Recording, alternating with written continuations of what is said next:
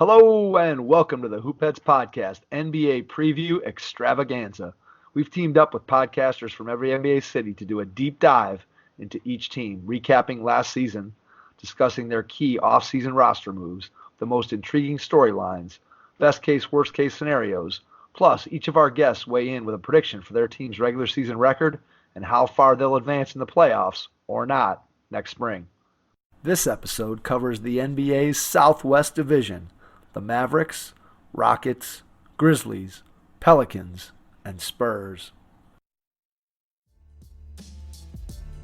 Hey Hoopheads, wanted to take a minute to shout out our partners and friends at Dr. Dish Basketball. We've had their partnership manager and training specialist Jefferson Mason and marketing manager Nick Bartlett on the show in the past, and we couldn't be more excited about what they're doing for the game of basketball. Their Dr. Dish shooting machines are undoubtedly the most advanced and user-friendly machines on the market and truly accelerate skill development faster than ever. Beyond efficient reps, Dr. Dish provides training expertise and versatility designed to develop complete players. The new Dr. Dish CT machine has further revolutionized basketball training with over 150 plus on-demand individual and team workouts from some of the best coaches and trainers in the game. These workouts include video instruction and combine game-like shooting drills with ball handling, conditioning, and agility drills. Along with workouts, the Dr. Dish training management system also provides stat tracking and analytics to track progress and ensure accountability. These are just a few reasons why top programs like Duke, North Carolina, Louisville, Florida, Baylor, and countless others are upgrading to Dr. Dish. Learn more at drdishbasketball.com. Follow their incredible content at Dr. Dish B-Ball on Twitter, Instagram, Facebook, and YouTube. And make sure you mention the Hoopheads Podcast to get $300 off your next Dr. Dish purchase. That's a great deal, Hoopheads. Get out and get your Dr. Dish shooting machine today.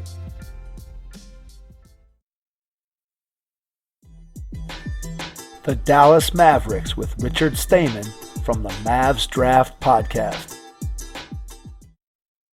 Welcome to this part of the NBA Preview Podcast. I am pleased to be joined by Richard Stayman, also known as MavsDraft on Twitter. Welcome to the podcast, Richard. Hey, thank you for having me.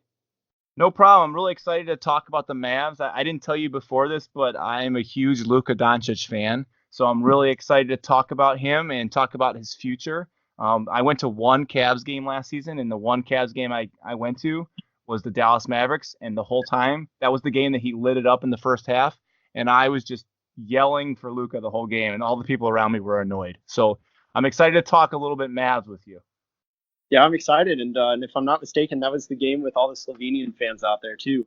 That is correct. There's a large Slovenian population in Cleveland, so they had the flags and they were going crazy, and it was just great to be at that game. So I guess based on that, let's talk about last season. Can you kind of recap the last season for the Mavericks?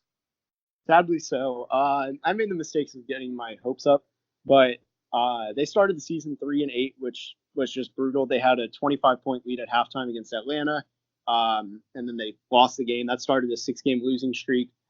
So they were just always on a step behind to start the season.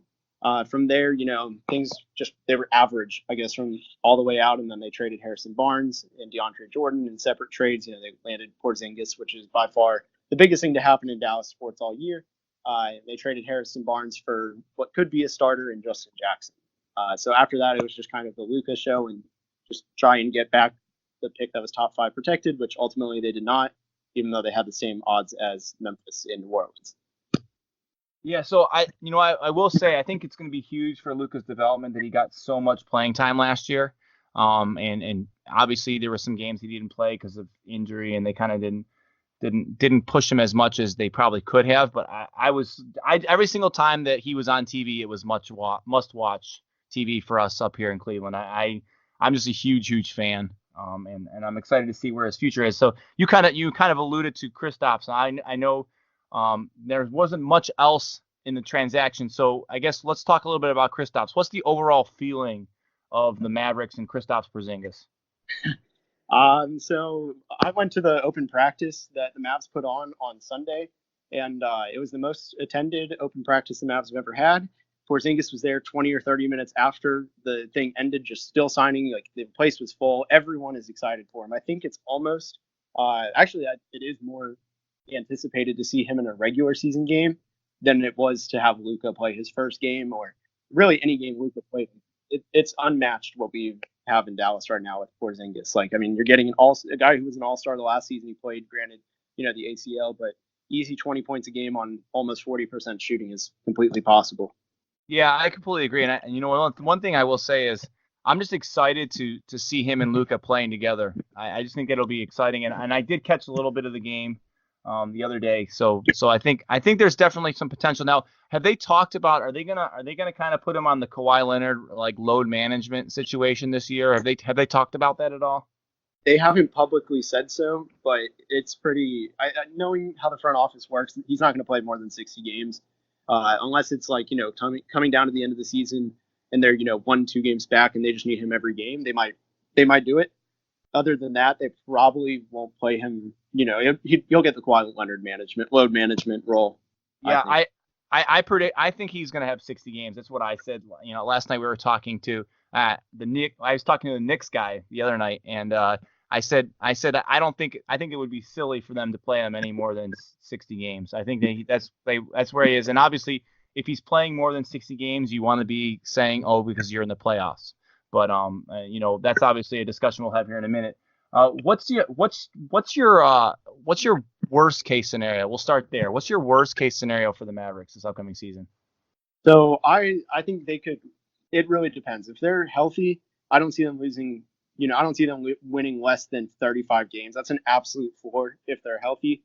Now there is a good chance that Porzingis isn't going to be able to play every game, and that can catch up to the Mavs. And Luka fought through a bunch of injuries last year. Who knows how really injury prone he actually is, or if he just maybe last year was a fluke and fighting through it. But ultimately, I think 30 wins is just the absolute bare floor. There's no way they win 29 or less. But 30 would have to be everything went wrong for the Mavs. All right. So where does that put them in the West? Do you think that puts them? I mean, obviously they're not going to be in the playoffs with that, but I mean they're better than Phoenix, right? If the Mavs are winning 30 games, I don't know if they're better than Phoenix. Their over under is 29.5, so I know that's or 28.5, 29.5, so that's really cutting it close. But I don't know if 30 just seems hard to get to. But things could just not click, But I think ultimately, they'd be 13th is my guess, 13 or 14th. I mean, it depends on just how good Phoenix is, because I think the bottom is definitely Memphis. And if really Dallas is bad, Memphis is probably bad because the whole division will beat up on each other. All right. So you think Phoenix is going to be better this year? I'm a little interested in this conversation. I mean, do you think they're going to be? Do you think they're going to be competitive? I think so. That's the best word. They'll play way more competitive games than they have all of the last 3 years combined. I think they've got with Rubio, he helps a lot. They got rid of a bunch of negatives in Josh Jackson, and they really shouldn't even be playing Elio Kobo this year. So those are two big boosts. Okay. And I think Aiden Booker, and I'm blanking on who else they have for whatever reason right now, because I've got a lot of Suns fans that I interact with on Twitter, but so they're going to be very disappointed in me and this brain fart right now. But I think ultimately they have more talent that is developing, and they're going around the learning curve. Okay, I'm impressed. I don't know. I'm not really sold it. I just think I don't know. The fact that their arena is probably the worst named arena doesn't really do a lot for me either. The Walking Stick Resort, them and Smoothie King. I don't know. Those two are the worst two, I feel. But I don't know. I'm not sold on Phoenix, and I don't know why. But I think it's kind of just the whole coaching situation, and I know the owner is not really. I feel like the owner is not really the best. I don't know. I just don't have good vibes from Phoenix, but I'm sure your Phoenix fans that you talk to are going to be thrilled that you think they're going to be competitive this year. Yeah, they're not going to be happy. The guy I forgot was Darius Sarge. That's what I was trying to think. Oh, okay, yeah. Hey, he played pretty well in the FIBA. He played all right. So I could see that. All right, so that's worst case scenario for the Mavs. Let's go back to the Mavs now. What do you think the best case scenario for the Mavs is this upcoming season? So I think it's 45 wins, just because really the whole I think 1 through 11 will all be over 500, and obviously the top 5 are going to be significantly higher than 41 wins. But I think it's just going to be all of them are going to be fighting it out, and that's if everyone's really healthy. Like that's the only way they're going to get 45 wins. They're going to have Porzingis play realistically 60, 65 games and not get hurt even for a little bit of it. Have a good start to the season. That's really the biggest trend for the Mavs. Like I did a little breakdown in the last 7 years. Every year they've started under 500, they missed the playoffs and went closer to 35 wins. And this is all since the title year. And in the years they start over 500, they've won at worst 41 wins. So I think that's really the start is how they're going to get 45 wins. That's really the 45 or 30 wins, I think. Okay, so does that get them to the playoffs or no? Yeah, that's 8 seed for me. Okay, so here's my question, and we'll talk about what you predict. Would you prefer them to get the 8 seed, or would you prefer them to not get the 8 seed and still have a chance at the lottery? Ooh. I know this is the conundrum. I mean, this isn't really a conundrum for the Cavs because there's no way they're in the playoffs. But you always put yourself. Do you want to be the 8 seed and be in the middle, or do you want to have a chance to truly improve your team? So I guess that's really what the question that I'm asking is. So if I'm on the Mavs, some part of the front office, my guess is I'd rather be the 8 seed. But personally, since draft is in my title, I would prefer, because I'd prefer them to be 9-10 seed and miss and at least get the 13th pick because this draft is stacked. So yeah. that would be quite nice. Well, you do get more content that way, right? Yeah, it helps me a lot. I'm a lot more relevant when the Mavs have a pick. Yes. Last summer was tough. Yeah, I hear you on that. So, all right. So then I guess we'll go here now. Where do you think the Mavericks are going to end up? Ultimately, I have them as the 10 seed. I have both them and San Antonio missing, which would be the first time since. Wow. Yeah, it's just so stacked. It's really going to be who's healthiest. And I immediately already regret picking against the Spurs because I've done that about 8 other times and it's never been right. And I don't know. I have Sacramento as the 8th seed and then the unanimous top 7. All right. Well, I will say I'm going to immediately go and pick the Spurs just because you said every time you've been wrong or every time you picked against them, you've been wrong. And here's one thing I'll say about the Spurs is they just seem to always find a way. Like no matter what their roster is, no matter what injuries they have. I mean, heck, 2 years ago, literally the second or third best player in the NBA played 3 or 4 games for them and they still made the playoffs. Like I just can't pick against Popovich until it happens. I don't know. That's just my opinion. You have a lot more courage than I do. I'm a little bit too reactionary with seeing their team and how stacked the West is, but you're smarter than me. Well, I don't know if I'll say that, but yeah, I agree with you though. I think the Mavericks are going to be improved. I do think they're going to miss the playoffs. I'd love to see Luka in the playoffs. I would just love to see them. And I think it would be interesting because obviously we don't know who the 1 seed's going to be. Because I think there's a good chance there's like 3 teams that could be the number 1 seed, maybe even 4 if we want to. I don't know. I would say the Clippers, the Jazz, the Nuggets, and I can't not say the Lakers because they do have LeBron and AD. So and I don't think they're going to be the 1 seed because I think there's not going to play enough games to make that happen. But it would be interesting to see. I think there would be some cool matchups if the Mavericks somehow got the 8th seed and you could see Porzingis and Luka going against LeBron and AD. That would be a pretty fun first round matchup. Yeah, that would be. I'd be for it, especially with the last big event that the Lakers and Mavs had. Luka blocked LeBron twice, so I'd be pretty excited, even if I know they're not going to win because you don't beat LeBron in the first round, but Yeah. So. All right. I don't know. Is there anything else you would like to say about the Mavericks before we wrap the episode? I'd just say don't sleep on their bench. It's not the most talented, but Rick Carlisle always is near or in the top 10, maybe even top 5 every year with bench production. Don't be surprised when it happens again. And who knows who's going to break out this year? It's going to be a fun year. If you have League Pass, make them one of your top priorities. Oh yeah, for sure. They're definitely. I mean, Luka's must-see TV in my opinion. I think I think I'm going to be. I don't have League Pass. I think I'm going to be investing in it just so I can watch Luka and Zion all season long. That's all I really need, and because the Cavs are going to be pretty pitiful. So I think that's what I'm going to do. Yeah, those are smart teams to pick to watch a lot of. All right. Well, we want to thank you again for hopping on, and hopefully sometime throughout the season, we might hop on and talk a little bit Cavs and Mavs. Maybe we can talk a little bit about what's going to happen when Luka comes to town. And just thanks a lot for hopping on, and we will catch you on our next episode. Thanks. The Houston Rockets with Salman Ali from the Red Nation Hoops Podcast.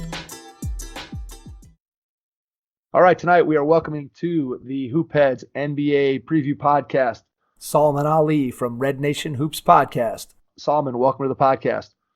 Yeah, thanks for having me on, man. Absolutely. We're excited to have you on and talk some Houston Rockets basketball.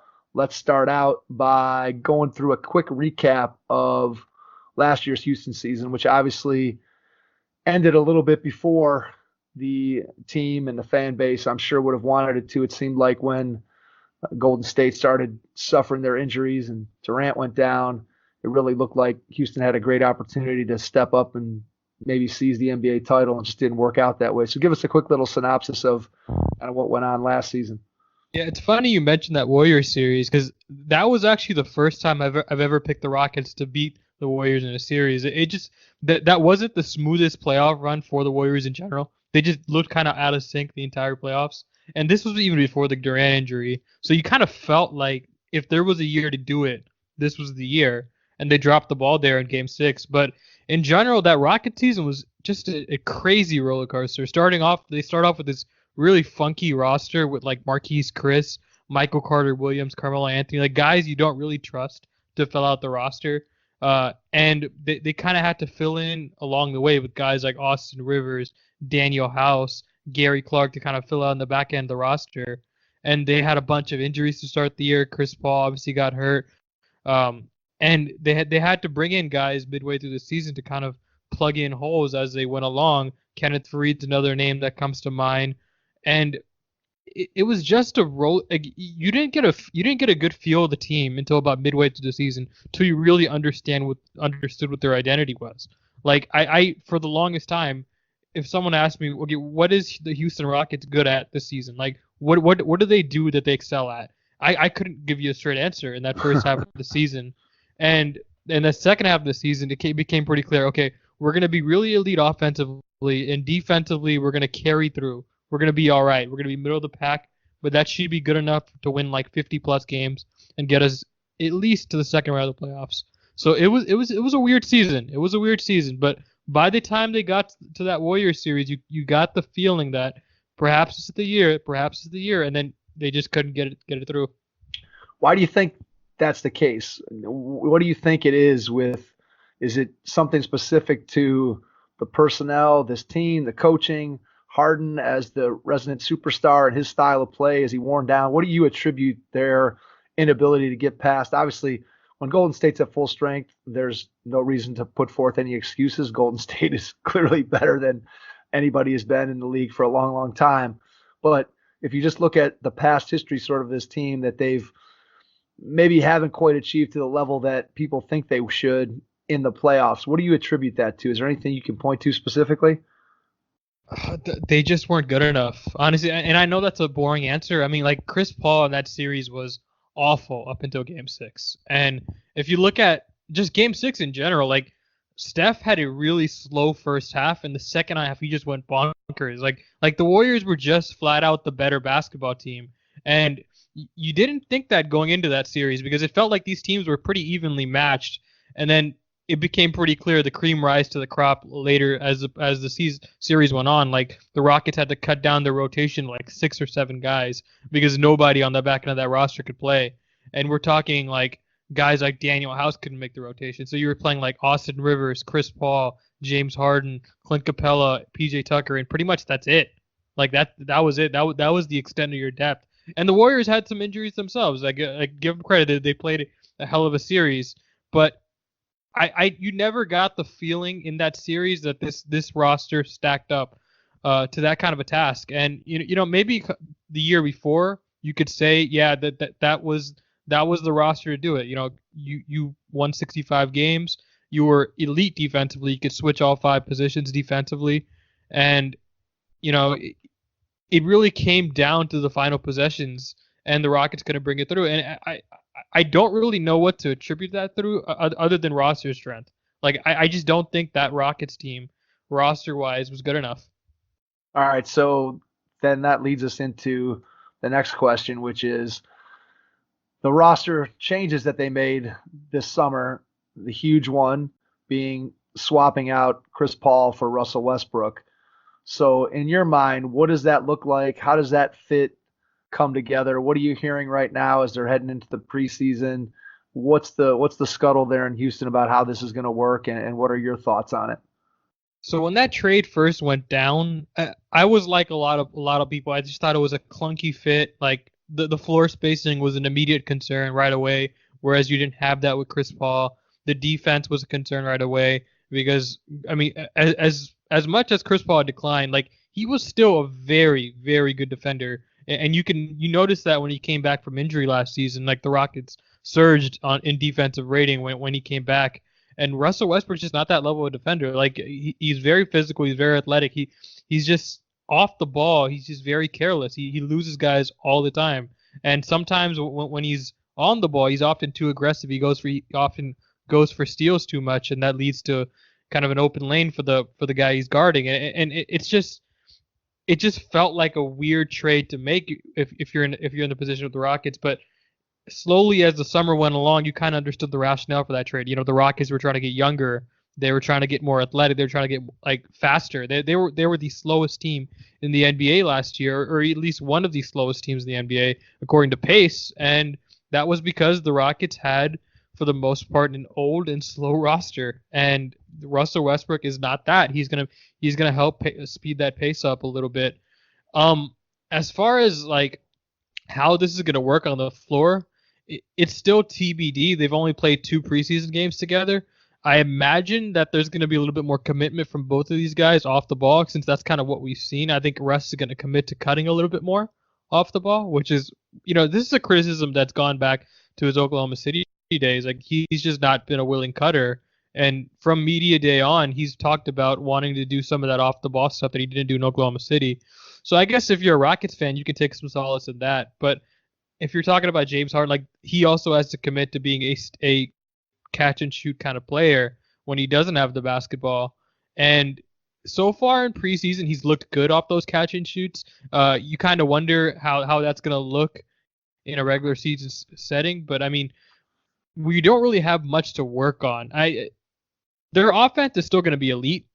The real question is when you get into these postseason series and that floor spacing and that defense, like, that stuff can really be keyed in on. Like, the really elite teams and the elite coaching staffs can take advantage of your weaknesses. Can the Rockets, power through? Like, if a team decides, we're just going to give Russ 3 feet of space. We're not going to guard him from 3-point line. We're gonna help off of Harden's drives. Like, what are they going to do? Is Russ going to try and cut and be a more effective off-the-ball player in that kind of situation? Is James going to be a willing passer in that kind of a situation? Like there's a bunch of question marks that I have for this team in the postseason. The regular season, I think they're going to be fast enough and good enough on offense to where that's not really going to be an issue.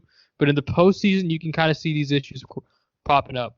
Yeah, those are great points that you've made. I think that if you look back at the Rockets' postseason history, and then you compare that to how efficient they've been in the regular season, it's clear that when they meet up with the elite teams, with elite defenders, elite coaches, as you mentioned, that the offense kind of slows down to a slog and it just gets more difficult to score. And because they've put such a either burden, responsibility, however you want to phrase it, on Harden to create offense, it's made it very, very difficult. I think when you're that predictable, even as great as Harden is scoring in isolation, it still makes it very, very tough in big moments and clutch possessions for him to be able to come through. And my question is, will those two guys who really haven't necessarily shown the ability to defer or do some of those off the ball things that you described, are they both willing to commit to that? And I think you made a great point that the regular season, it's probably going to work pretty well.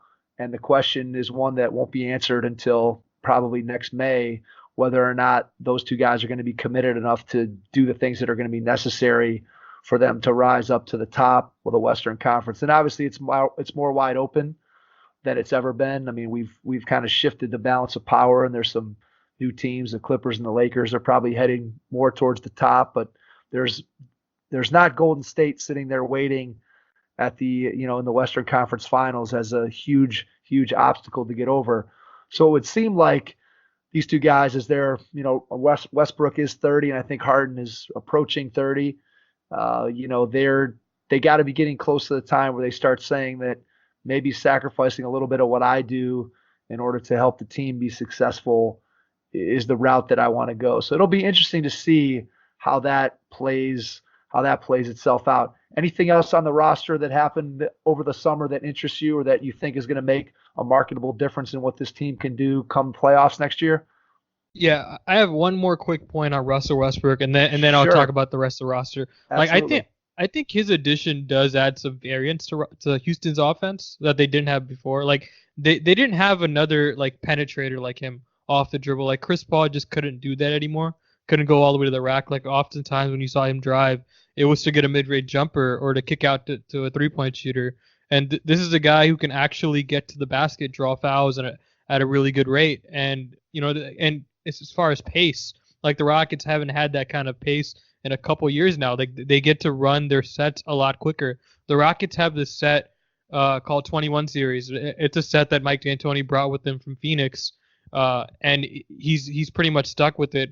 It's tried and true in his system, and they haven't been able to go deeper into that scheme because the Rockets have had to do this kind of isolation basketball by necessity because of the way their roster is structured.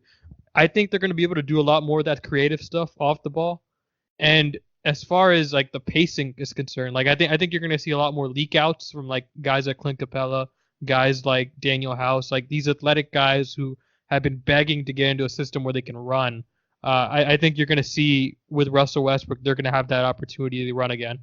And as far as the back end of the roster, I really like the fact that they brought back Daniel House and Austin Rivers. I think those are two trustable guys that the Rockets found mid-season that really worked in their scheme. Daniel House, athletic defender, rangy, and really adds a three-point shooting dynamic that the Rockets haven't had at the small forward position in a couple of years.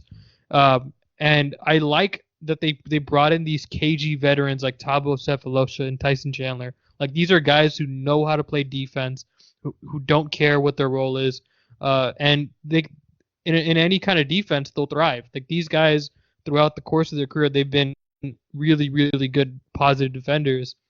So I like that they're a little bit deeper to start this season as far as the back end of the roster. Like last season, like I talked about earlier, like the gambles that they took, I just thought were one too many. Marquise Chris, Michael Carter-Williams, Carmelo Anthony. These are guys who aren't proven. And this season, they start the season with guys who are proven. And I think that's a big difference. I think going into this season, that's going to do them some good.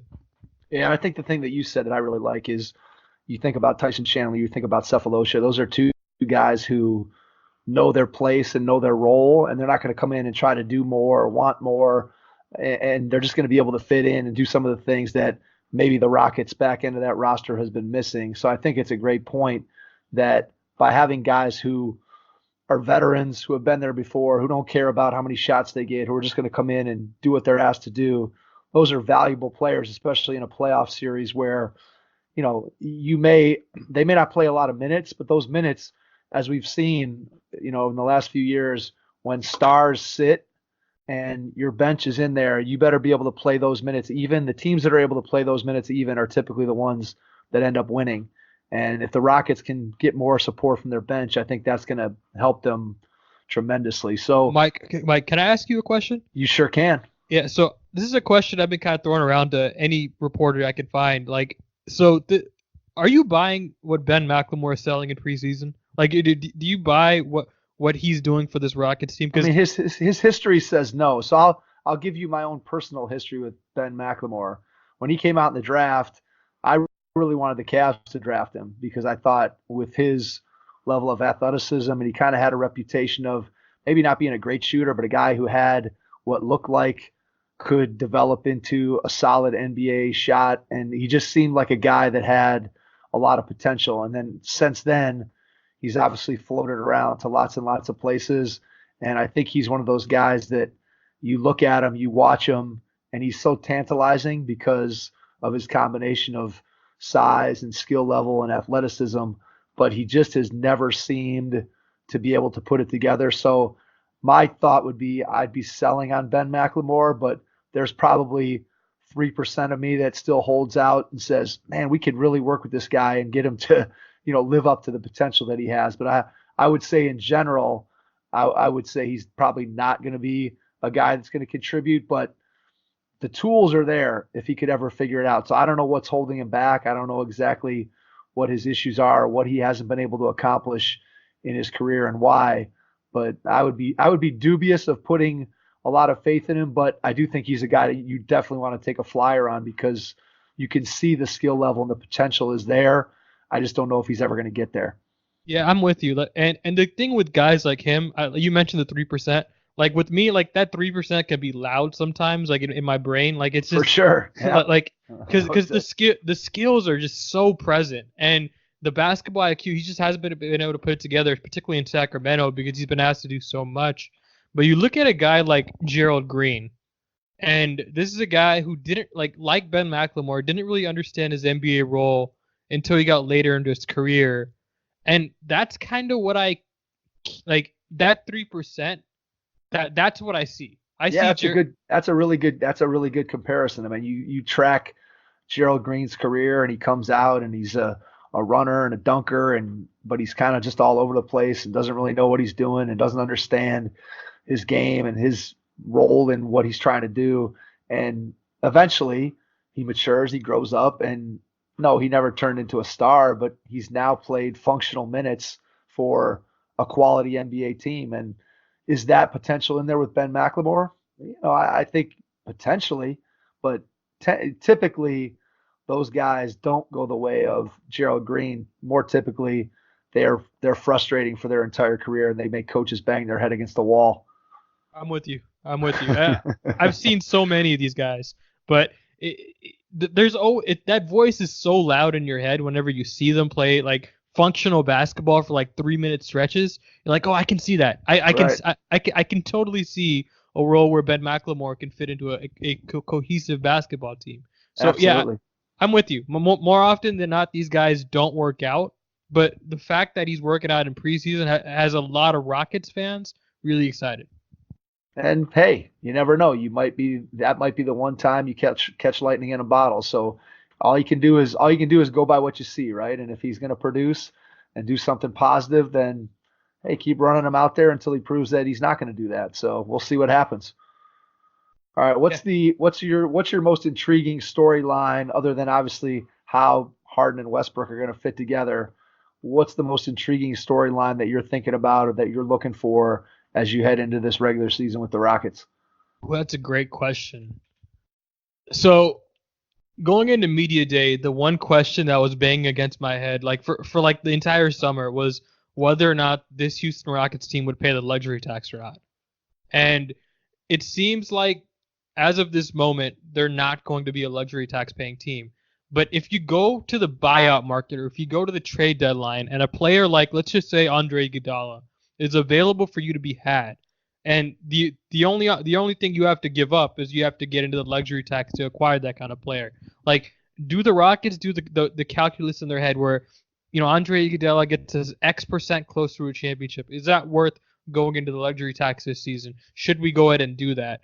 That's the question to me that really reigns supreme for the Rockets this season, because I like their roster. I think they could make one more addition, and I think a player like Andre Iguodala, or just any really, really good wing that you could find at the trade deadline, that kind of a player would make me like them a lot more against a team like the Clippers, who, as we know, you're going to need a ton of quality wing defenders to play a team like that.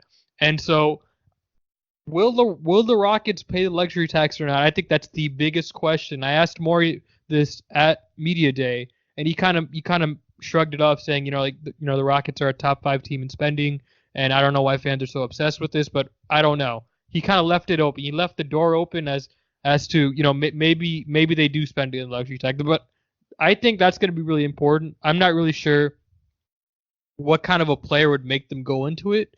But I look at a player like Iguodala, and I know there's going to be a ton of suitors for Iguodala at the buyout market. There's going to be teams like the Clippers, the Lakers.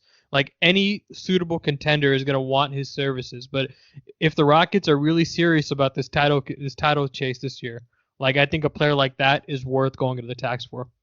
Yeah, I think if you could add Iguodala to this roster, he makes a huge difference. Championship experience, the defense that he could throw out there, his high basketball IQ. I think he fits well with what they're trying to do. So yeah, that would make a ton of sense. I don't know that Houston would be his number one destination. You're hearing right now a lot of talk about the two LA teams is where he'd kind of like to end up. But who knows? Again, strange things happen all the time, as we know in the NBA. Where there was, you said a year ago that Russell Westbrook would be on the Houston Rockets today, and everybody would have looked at you like you were crazy. So definitely strange things happen.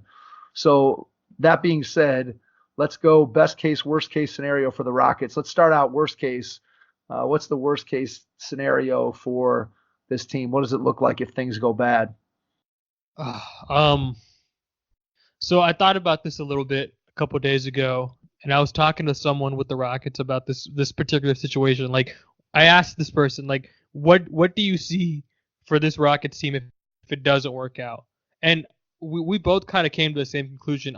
Like, James Harden sets the floor for the Rockets so ridiculously high year in and year out that it's hard for me and this person to see them losing more, like, not winning 48 games. Like, it's really hard for me to see them not winning at least 48 games this season and getting out in the first round. I think that's their floor. If, let's say, Russell Westbrook doesn't work out, let's say you're going to have to scrap the roster mid-season. Like, some of these guys, like Daniel House, Austin Rivers, like, let's say some of these guys get injured. Injuries are obviously a big variable, especially when you're talking about teams that are on the fringes of an NBA title chase. Like, let's say you get a bunch of bad injury luck, and let's say this Russell Westbrook and James Harden tandem doesn't work out. I can't see them losing more. I really think 48 wins is kind of where I see their floor. Yeah, it makes total sense. I think if Harden's healthy, it's hard to see them dipping below that, especially in the regular season.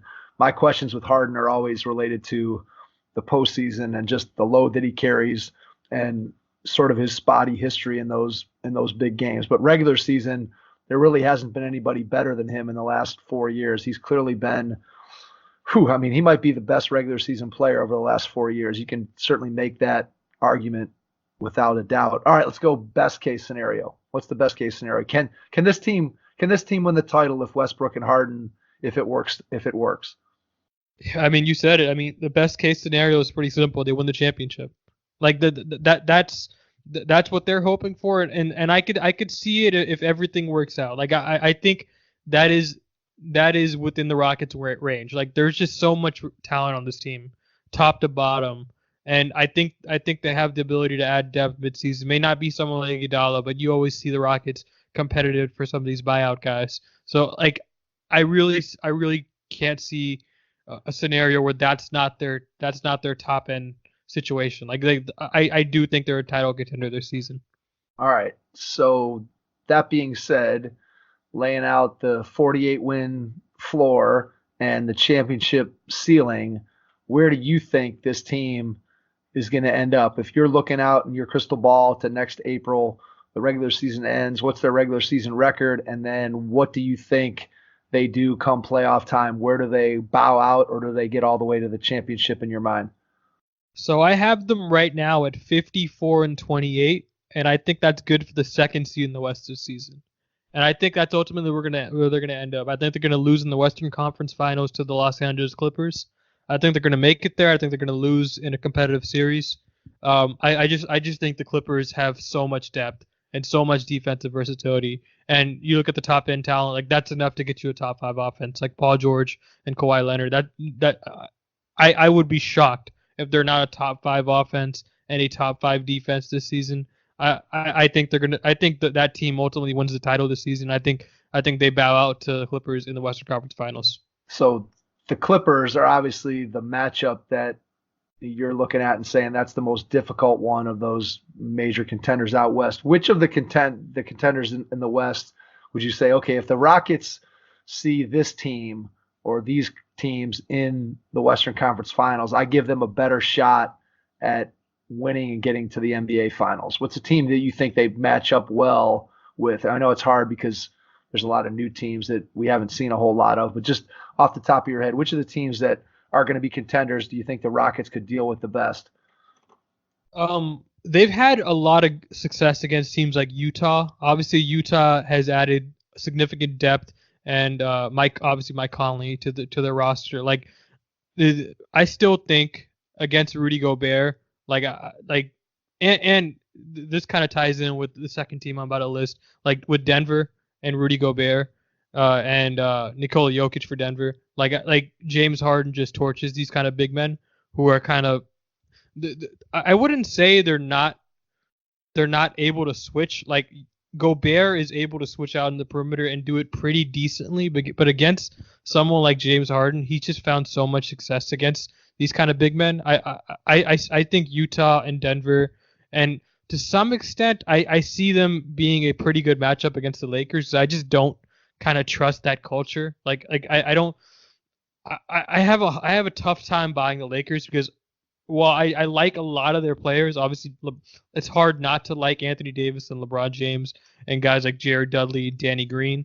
But when you get past that, it gets really tough to like their roster. And I trust Houston's cohesiveness as a coaching staff. Like, I really think Frank Vogel and Jason Kidd are going to butt heads at some point this season.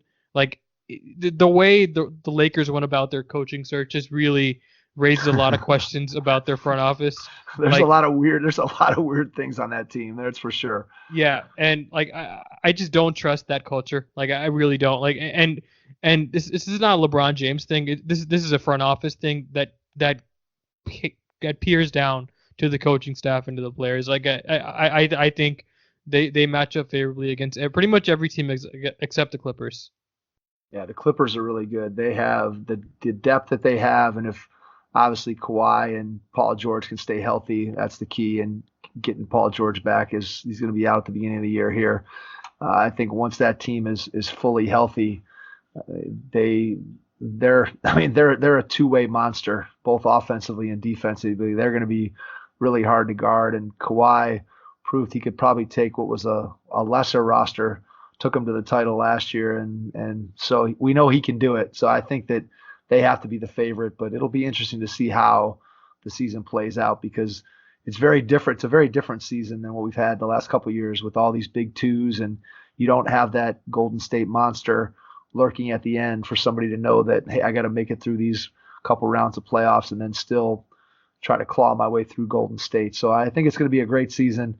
Salman, we can't thank you enough for jumping out with us and talking Houston Rockets tonight. For sure. It's been fun. Thanks for having me on.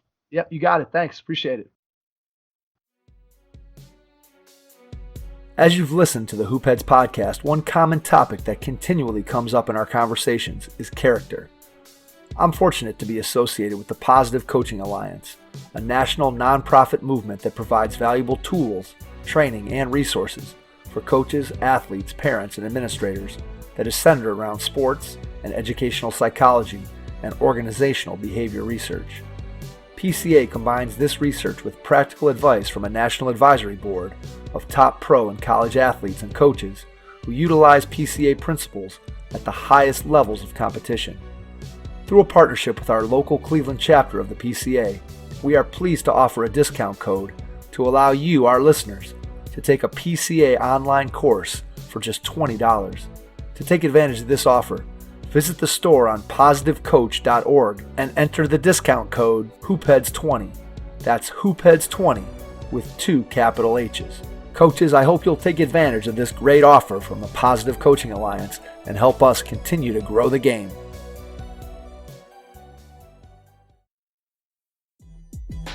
The Memphis Grizzlies with Joe Mullinax from the Grizzly Bear Blues Podcast. Hello and welcome to this segment of the Hoopheads Podcast NBA preview for the upcoming season. Today I'm pleased to be joined by Joe Mullinax, from the site manager of SB Nation's Grizzly Bear Blues. Welcome to the podcast, Joe. Thanks, man. I appreciate it. It's his season, right? You know, the NBA is back upon us here, and everybody thinks that they're a title contender except the Memphis Grizzlies, which is weird. You know, the last 7 or 8 years, Memphis fans who kind of saw themselves in that light, and reality has come crashing down upon us pretty rapidly. I would say that the Cavs are not title contenders either, and I'm from Cleveland, so we're in the same boat. So let's recap last season for the Grizzlies. Let's talk a little bit about it. And I know there was some trades that happened during the season and kind of some ups and downs. So let's recap last season. Can you give us a little bit of a rundown? Sure. Well, I think last season was the death of the dream that Marc Gasol and Mike Conley together is good enough to make the playoffs, because in Memphis, that was kind of the assumption. There was national writers and folks who had followed the team for a long time who thought that Mark and Mike were kind of the engine behind the grit and grind basketball actually being executed properly. And obviously that didn't work out, or, obviously Chandler Parsons, that signing being such a disaster, didn't pay off. And there were other moves along the way that didn't help matters in terms of dooming that era of Grizzlies basketball. But it really was kind of a tale of two trades, a tale of two parts of a season. You have the reactive trade, trying to get that team that wasn't a playoff contender to be a playoff contender by trading with the Chicago Bulls for Justin Holiday and giving up multiple second-round picks and other, young assets like a Wayne Selden. Not to say that Wayne Selden's some, all-NBA future all-star, but you're giving up a young player and multiple second-round picks for Justin Holiday, thinking that he's going to save season. That was doomed from Jump Street. And then later on in the year, right before the trade deadline, you have the big trade, the proactive trade of Marc Gasol to Toronto for Jonas Valanciunas and, the pieces that came in alongside that to be part of this Grizzlies team, at least in the short term and long term now, with Jonas signing the long-term extension, future pick involved in that deal as well. That was kind of an acknowledgement that it was over, and it was only a matter of time before Mike Conley was going to be moved on from. And that, of course, happened after the season was done. But it really was a tale of those two trades. The first half of the year, they thought they could still compete and be a Western Conference playoff team. But the darkness kind of closed in pretty quickly, and they started reshuffling things in the front office even during the season last year. And they started their process of rebuilding what it means to be a Memphis Grizzly. And obviously this summer was dedicated to that. But last season was kind of the end. Mike Conley set some records and did some great things. And it was fun to watch Marc Gasol win a title from afar. And it's going to be cool to watch Mike Conley compete for one from afar. And hopefully Jaren Jackson Jr. and now Ja Morant can help build that next era of Grizzlies basketball. I will say, moving on from grit and grind, the sting is dulled a little bit by winning the lottery, except for not getting Zion. Moving up to 2 overall certainly helped in that process. Oh, yeah, for sure. And you know what? I will say, I think that the legacy of the Grizzlies would be completely different if Conley hadn't gotten injured so many times over the last few years. Because I feel like maybe last season they could have competed if they would have had, I don't want to say more rapport on the floor, but he just always seemed to get injured in the worst situations and times. And I think he's a great player, and it'll be definitely interesting to see what difference he does bring to the Utah Jazz this upcoming season. No, definitely. I think he's their missing piece. I'm not going to say the Utah Jazz are going to win the NBA championship. The craziness of the Clippers and obviously the Lakers with LeBron and Anthony Davis, there's a lot of variables out there, but he's definitely a contender. I think anybody who thinks that the Utah Jazz aren't a title contender hasn't been paying attention to Mike Conley the last few years. I mean, the last time Memphis did make the playoffs and they were eliminated by San Antonio in the first round, Mike Conley was, at worst, the second-best player on the floor in a series that Kawhi Leonard was playing in. Yep. And at times he was better than Kawhi Leonard. So when Conley is at his best, and I still think he has a couple of years of that, or at least being close to his best, he's a pretty damn good basketball player. And even more importantly than that, he's an even better person. He's an even better leader, and he's going to fit seamlessly in that Utah front office, or excuse me, in that Utah roster. It's not like you're bringing in somebody like a Kyrie Irving who, might bring negative attention or negative energy. Wait, Kyrie's got negative attention? Yeah, I know. Come on, no way. Just a smidge. a bit. But I mean, Mike Conley is going to be nothing but positives in terms of building upon the culture they've already established. So I'm excited to watch Utah. I think Toronto is going to be better than people are giving them credit for. Not that they're going to be a title contender, but I think that they're going to be a team to at least be competitive in the Eastern Conference. It's not like the East is loaded. I am interested in what those two former Grizzlies are going to do, and that's going to be one of the minor storylines moving forward for Memphis.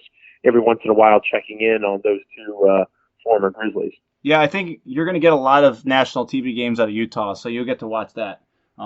So let's talk about the acquisitions. Obviously, we already mentioned Mike Conley and talked about it. So what's the overall sentiment with the draft pick of Ja Morant?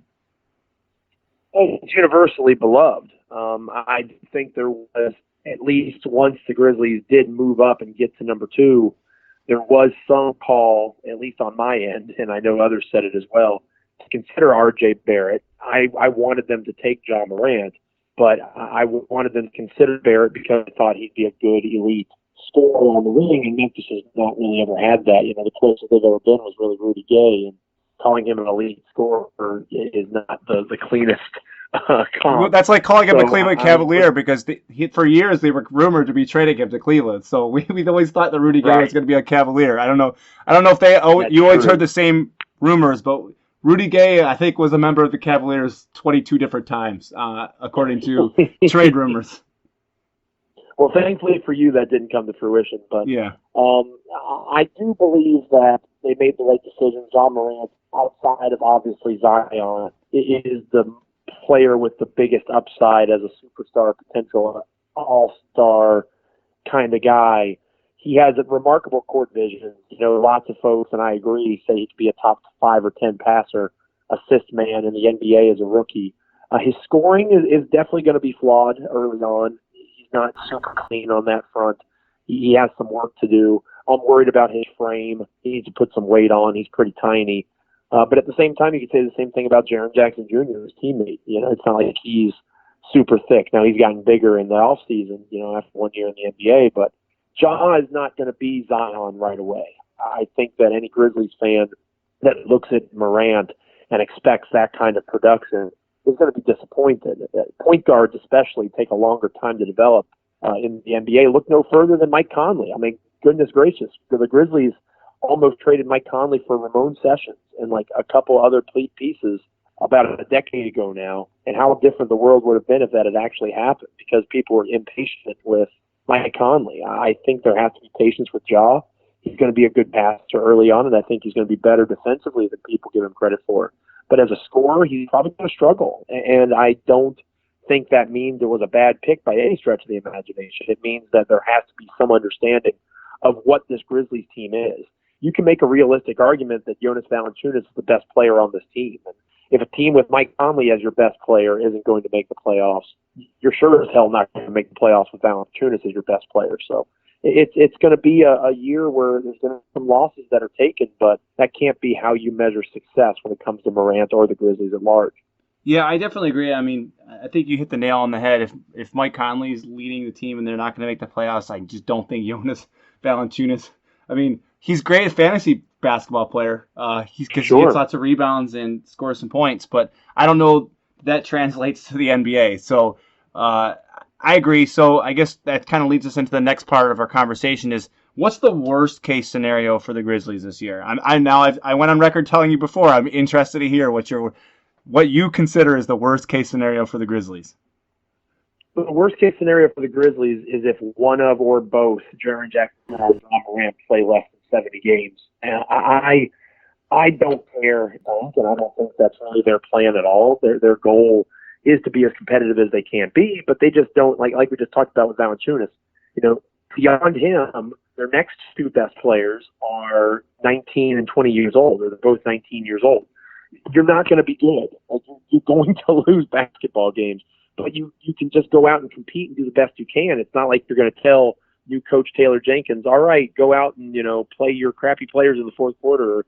You don't have to have some set plan in place to be bad. You're just naturally going to be bad because you're so young, and you're giving players like Grayson Allen and eventually Josh Jackson and other players like that chances to find themselves as NBA players, and you're not going to be good.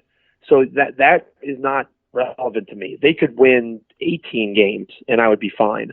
Where I am going to be concerned is if those guys don't have every chance to play as many minutes as possible alongside some of these young players to figure out if they fit what Jaren and Ja do well and whether they can be a part of this team long term.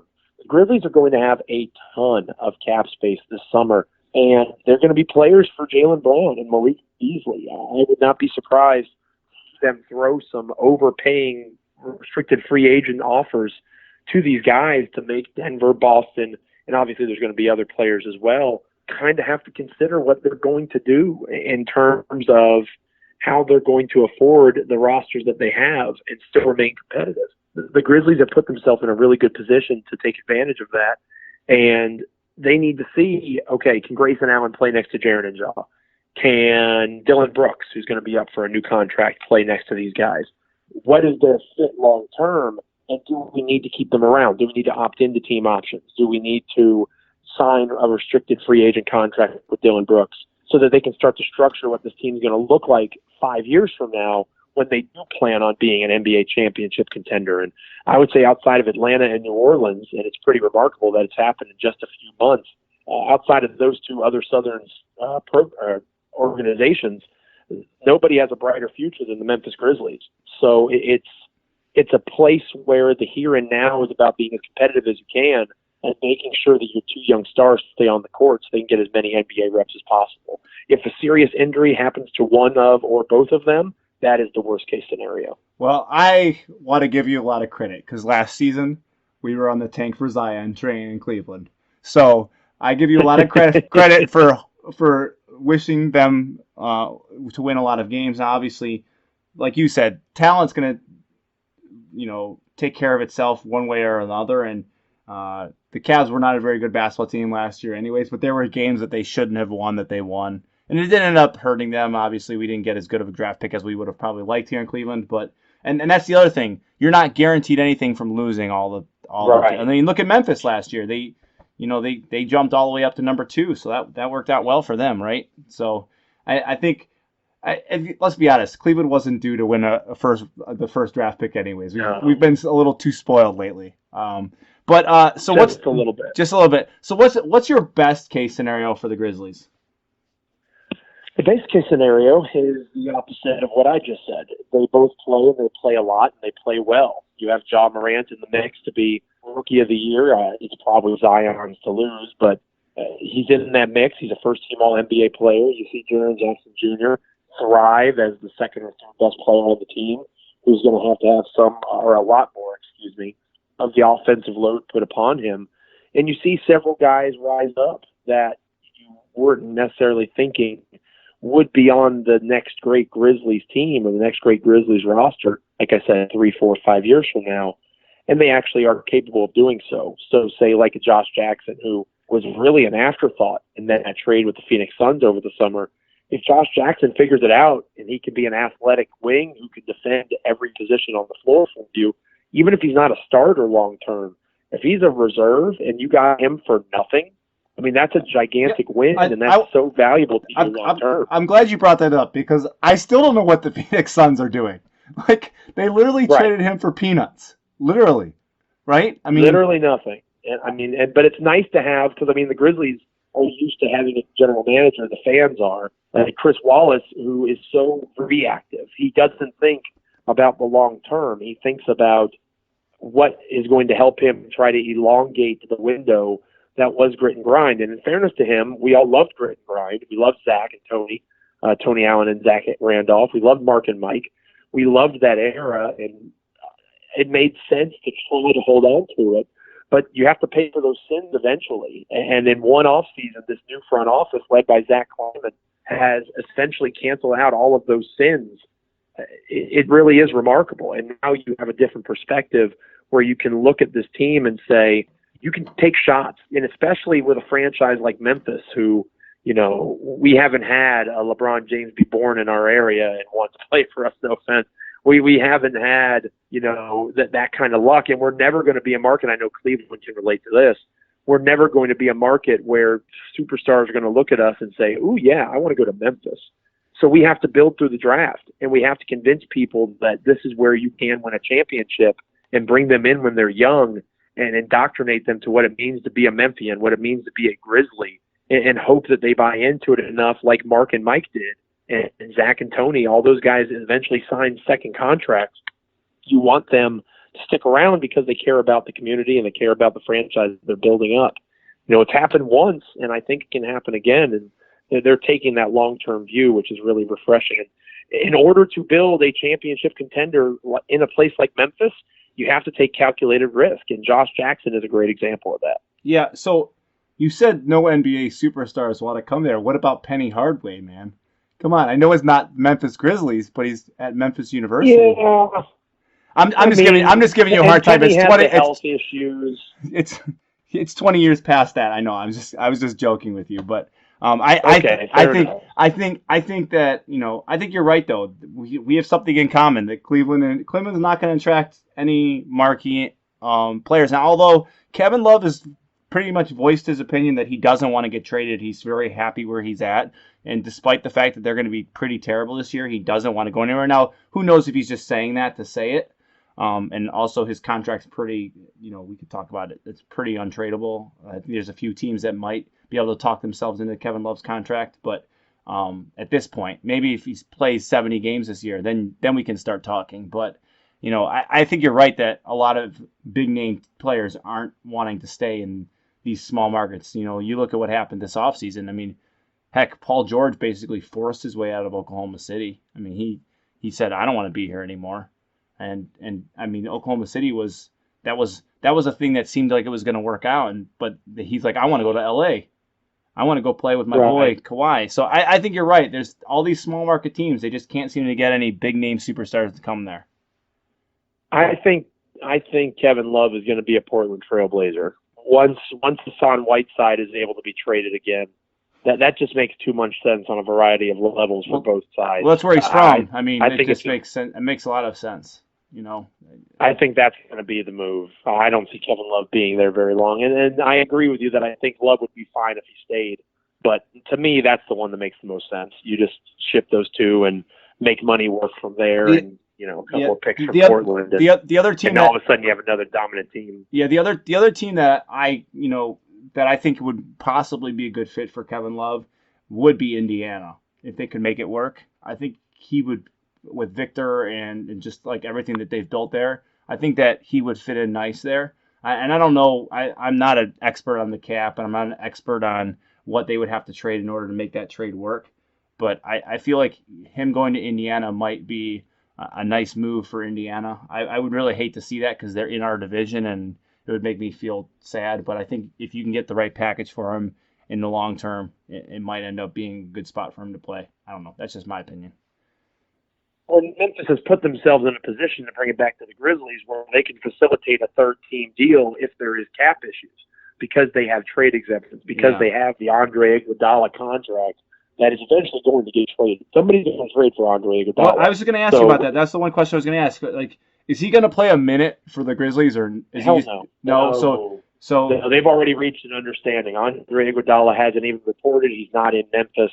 It is very clear that they're waiting until December 15th or 16th, whatever the day is, where they're going to be able to move, where newly signed players are able to be traded, and he's going to be gone by. I'd be shocked if he's still on the roster by January 1st. So he's kind of taking the J.R. Smith approach. He's just going to enjoy the offseason a little bit longer and hope that he gets. You know, I'm sure he's going to get a contract. I still can't believe J.R. Smith hasn't picked up by anyone, but the fact that I think Iguodala's got championship pedigree, obviously, and someone's gonna be after him, and I agree with you. The second that trade path, if he lasts a week after he's allowed to get traded or moved, I would be surprised.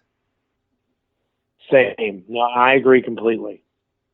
All right, so now let's bring it all together. Where do you think? What's their win total approximately? Where do you think that the Memphis Grizzlies are going to end up this upcoming season? I'm an eternal optimist. I think, like I said, I think the last time I looked at an over-under number from Vegas, it was 26.5. I'm going to take the over, but it's super close. I think 28-56 is where I have them sitting, and that put them right around 5 or 6 in the lottery.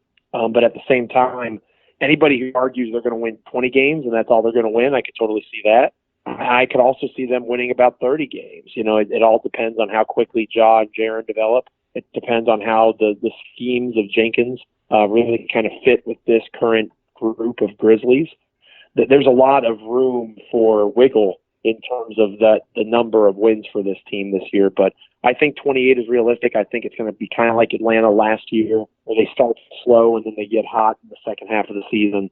And they'll achieve my goal for them, which is to be a much better basketball team in April than they are in October. Yeah, I think you're right. That's ultimately should be their goal, like just continuing to develop, continuing to get better. And I have them about the same wins. Now, I'm no expert, and I don't know the ins and outs, so you're definitely more in tune with Memphis. I had them at 26 wins, but, I mean, like I said, I know the over-under is 26 and a half, so. Totally understandable. So, and I think the thing is, when you look at the schedule, the West is just a gauntlet. And right. But then when you look at they get to play all the teams from the East, 2 games, I think there's definitely teams in the East that they're going to take care of business, no problem whatsoever, and probably including my Cleveland Cavaliers. At least, I bet you they're going to split it. That's what I'm going to say. Each team's going to win one. That's what I'm going to go with. But okay. I think ultimately you're right. They're going to end up in the 26 to 30 win range and be right where you said they would be with the lottery, depending on where the terrible, terrible teams end up going. Right. No, I think you're exactly right. It's going to be interesting to see how the Grizzlies improve. That's going to be the most important measurement, the rate of improvement from the team that takes the court on opening night here in a couple of weeks to the team that ends the season in April, looking into an off season where there's going to be even more moves made because of all the cap flexibility they'll have. Well, perfect. Joe, we can't thank you enough for hopping on, and we appreciate it, and we will catch you on the next episode. Thanks. The New Orleans Pelicans with Christopher Dodson and Lance Broussard Jr. from the Protect the Nest podcast. Tonight we're welcoming to the podcast Christopher Dodson from Forbes Sports and the Protect the Nest podcast to talk New Orleans Pelicans basketball. Chris, welcome. Hey, thanks for having me, guys. Hope y'all are doing all right. Yeah, we are doing really well. Excited to talk some Pelicans basketball. There is a lot of interesting things to talk about here with this team and the Pelicans. And obviously tonight it's Tuesday night, so they just opened up their preseason. We got to see Zion throw down some dunks on a lot of guys' heads already. So let's talk first, before we get into Zion, let's just recap what the Pelicans season looked like last year. Obviously there was quite a bit of drama, but I'll let you get into that a little bit before we move into this year. Yeah, for the short version, the season looked exactly like Anthony Davis's T-shirt when he left the arena for the last time. That pretty much summed it up. The city never really embraced him. He was never really the outgoing personality that Zion is, or maybe some of the more beloved Saints players. The marriage never really worked, and last year was the 1 year waiting period you have to wait before divorce is final. And that was really the season with a couple injuries and a couple players just kind of giving up at the end. But we got a couple players that showed that they wanted to stay in Kenrich Williams and Jahlil Okafor.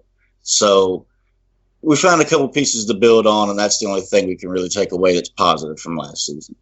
So Davis leaves, and you get a boatload of new guys coming in. So if you look at, let's exclude Zion for the moment, and let's talk the Lakers guys that came in. What do you expect from Lonzo, Brandon Ingram, and Josh Hart moving forward this year? What do you think those guys are going to look like? Can either Ingram or Lonzo live up to sort of their pre-draft hype and get to the heights that people thought that they were going to be when they were coming out of college? Well, guys, if you listen to our podcast, we're only 7 or 8 in now. Everyone knows I think Lonzo has to hit his free throws or he has to be traded.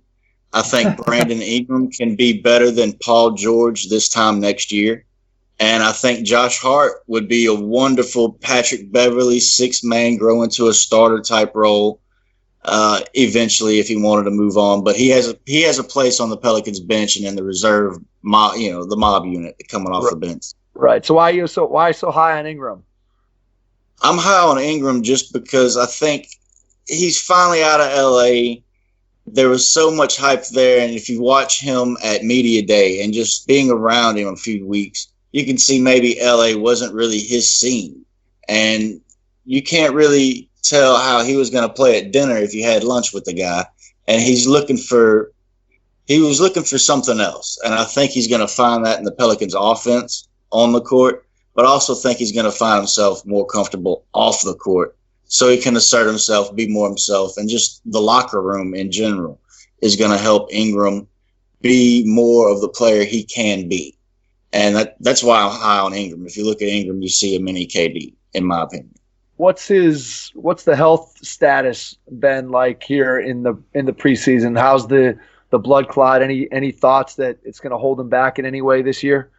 Oh, no, he's fully cleared. Was at media day. He told everybody he was fully cleared. No medications.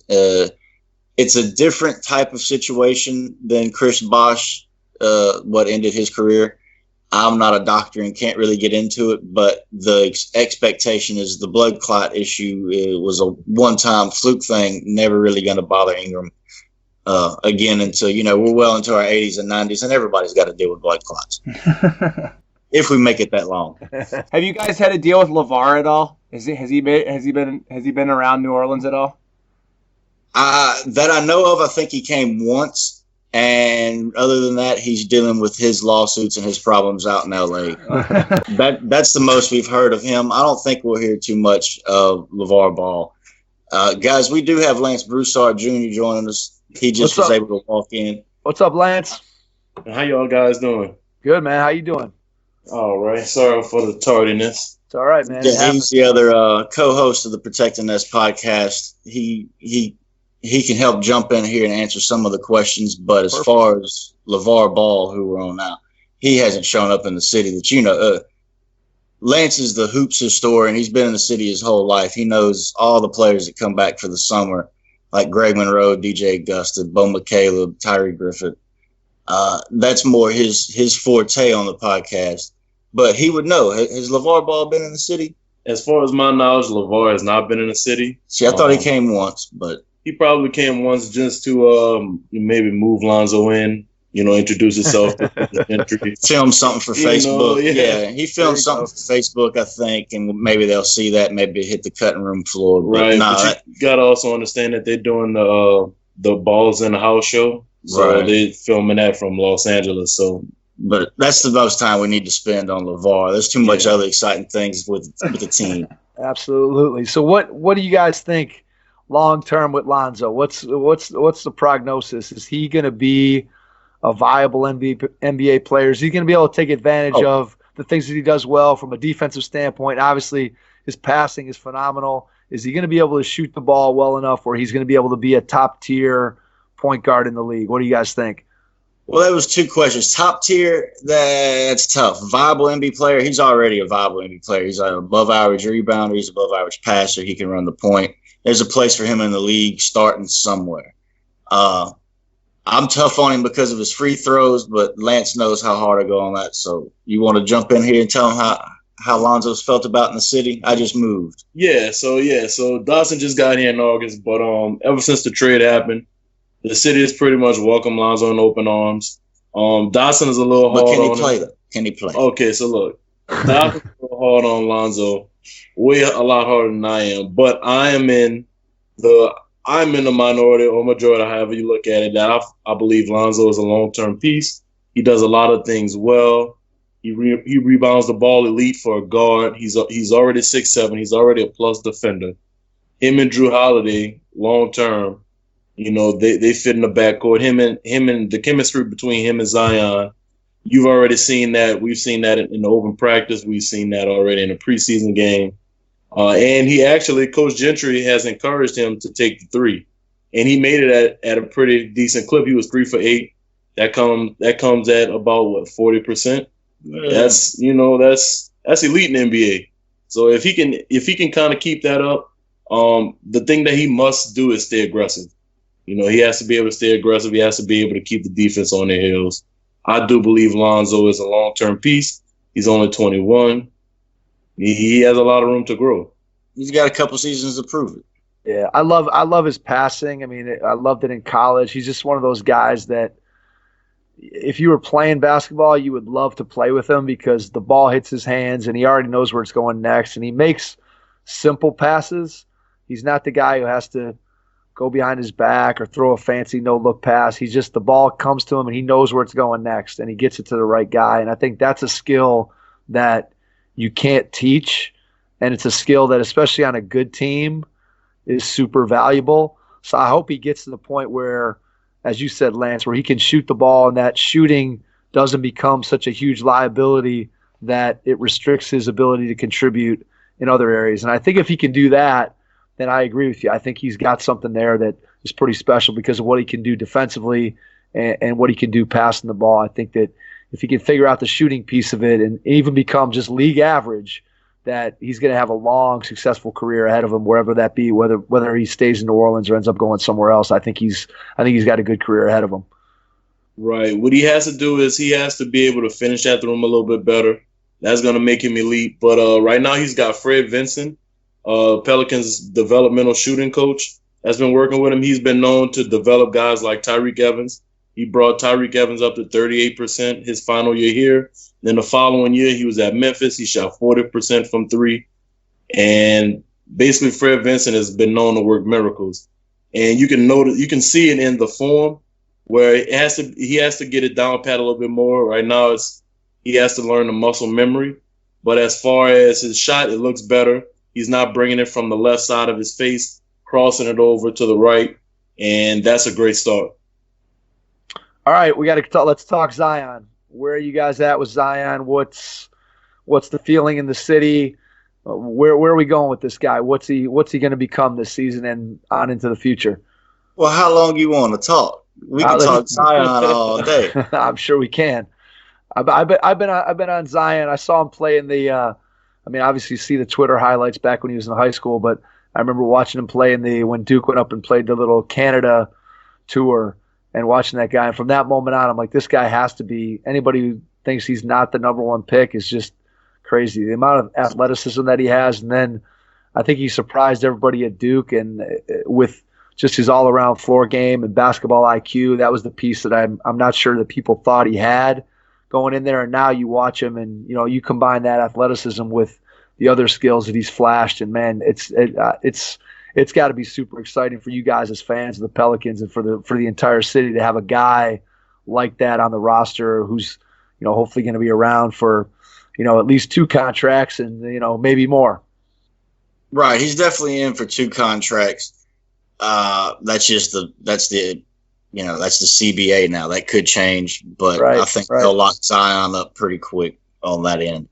He's dealt with so much of the social media since he was a kid that no one's worried about his adjustment there. I'm more worried, and it's the only worry really with Zion, is how's he going to adjust to the first grown man after a contract that he embarrasses, and the next time down the court, maybe they try and throw a little elbow or injury to Zion.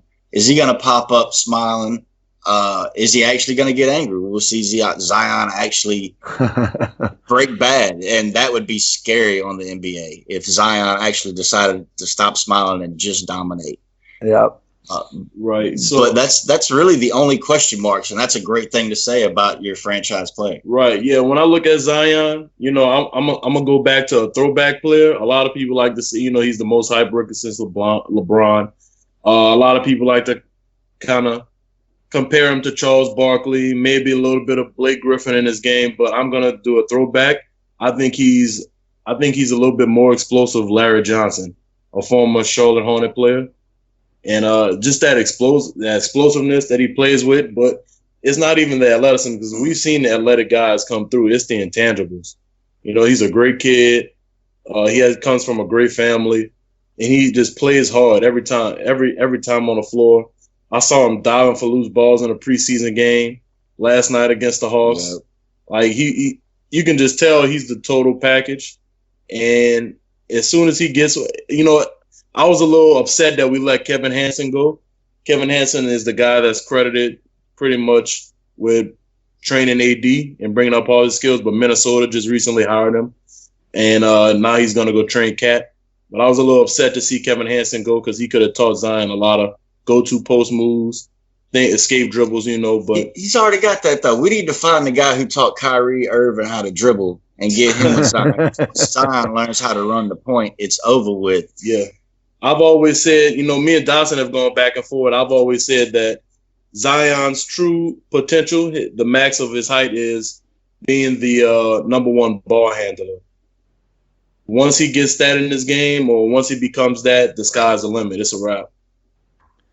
Yeah, I think if he can handle the ball at the level that you guys are talking about, I think that unlocks a whole bunch of stuff for him, because then already he's a matchup nightmare. Who do you put on him? Do you put a big guy on him? Do you put a smaller guy on him? He obviously has advantages in either one of those matchups depending on how things go.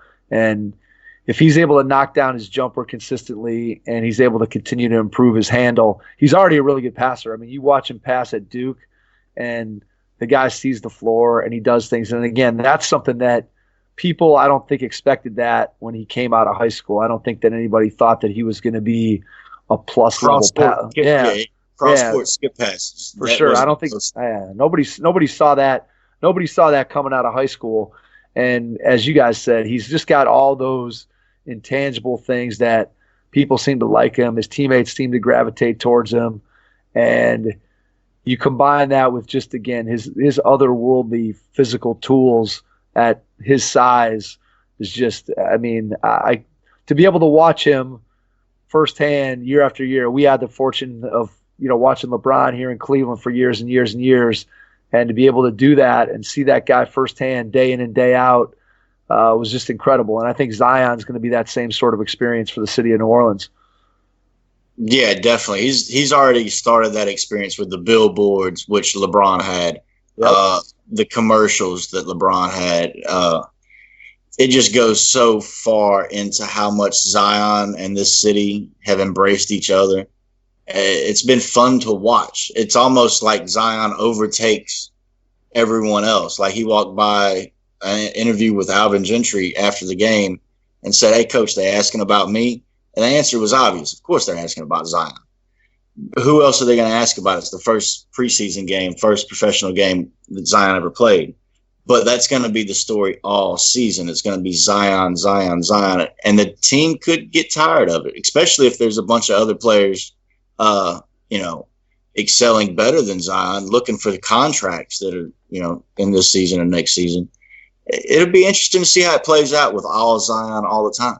Yeah, there's a lot of pieces there. I mean, I think, you look at the veteran guys they have coming back. You mentioned Jahlil Okafor a little bit earlier, and you bring in Derek Favors. You got Giroux, obviously, who's still there.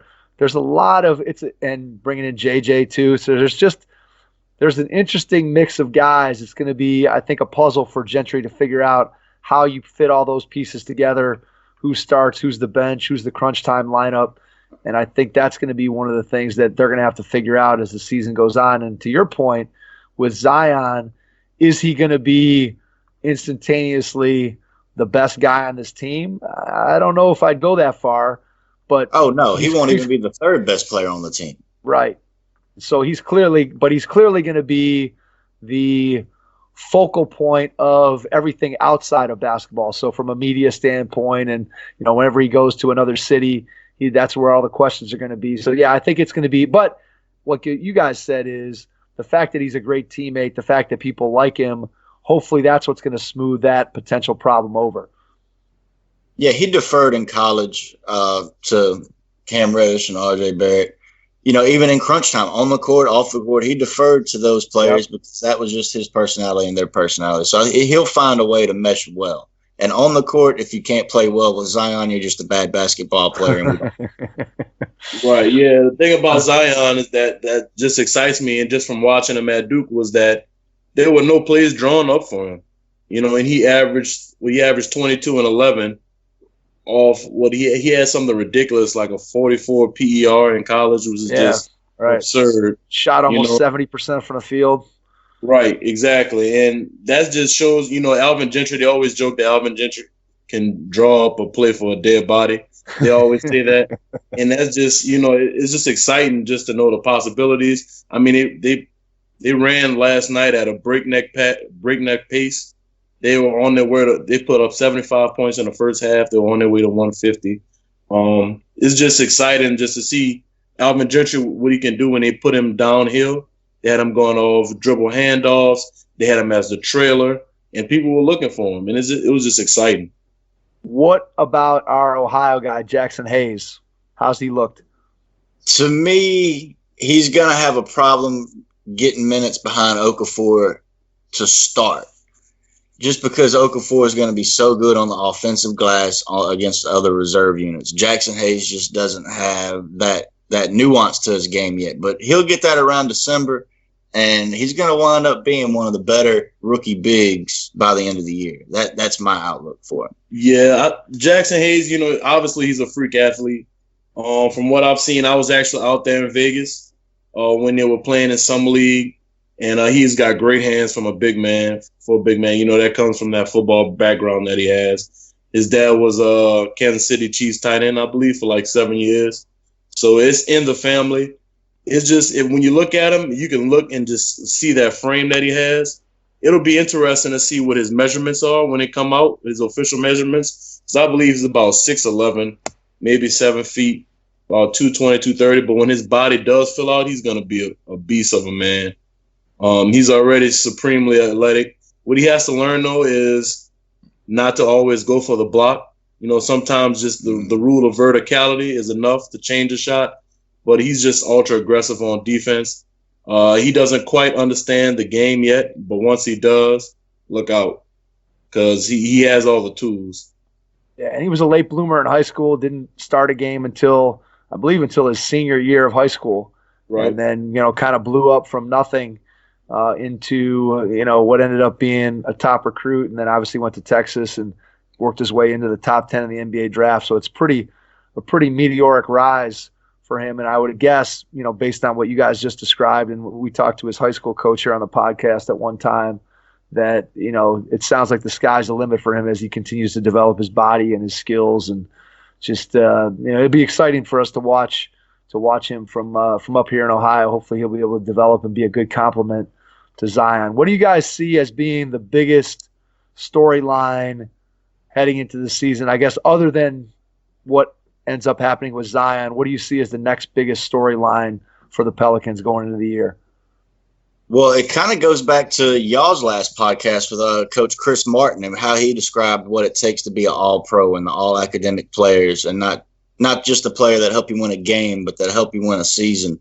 And that's Drew Holiday. He's supposed to be the MVP candidate. Let's see if he can really lead the season the way that Coach Martin described on y'all's last podcast. Yeah. Just piggybacking on what Chris said, Drew Holiday, they said he is the face of the franchise, but from a marketing and media standpoint, we know that's Zion. But the more interesting thing for us is figuring out whether those guys from the Lakers trade will be long-term pieces. And right now, to me, it looks like Lonzo is, but the biggest question mark I want to say is Brandon Ingram. Whether we're going to dangle him in a trade to get something else. No, don't do it. Man, Your partner was just talking about Brandon Ingram's the next Paul George, man. He's better. He's going to be better than Paul George this time next season. Okay. Especially post-injury Paul George, post-shoulder Paul George. Oh, come on. Ingram's going to be that man. The only thing is his body. His body needs to fill out. And Paul George always had the three-point shot. They said the same thing about too. KD after he won a championship. Yeah, they all shot 43% from the three. There you go. So, I mean, the key is from Brandon Ingram unlocking his potential is the three-point jumper. He pretty much can control the ball. He can be a second ball handler. It's just that three-point shot is just the next, that's the next step for him. Yeah, if he gets that, he's scary for sure. Right.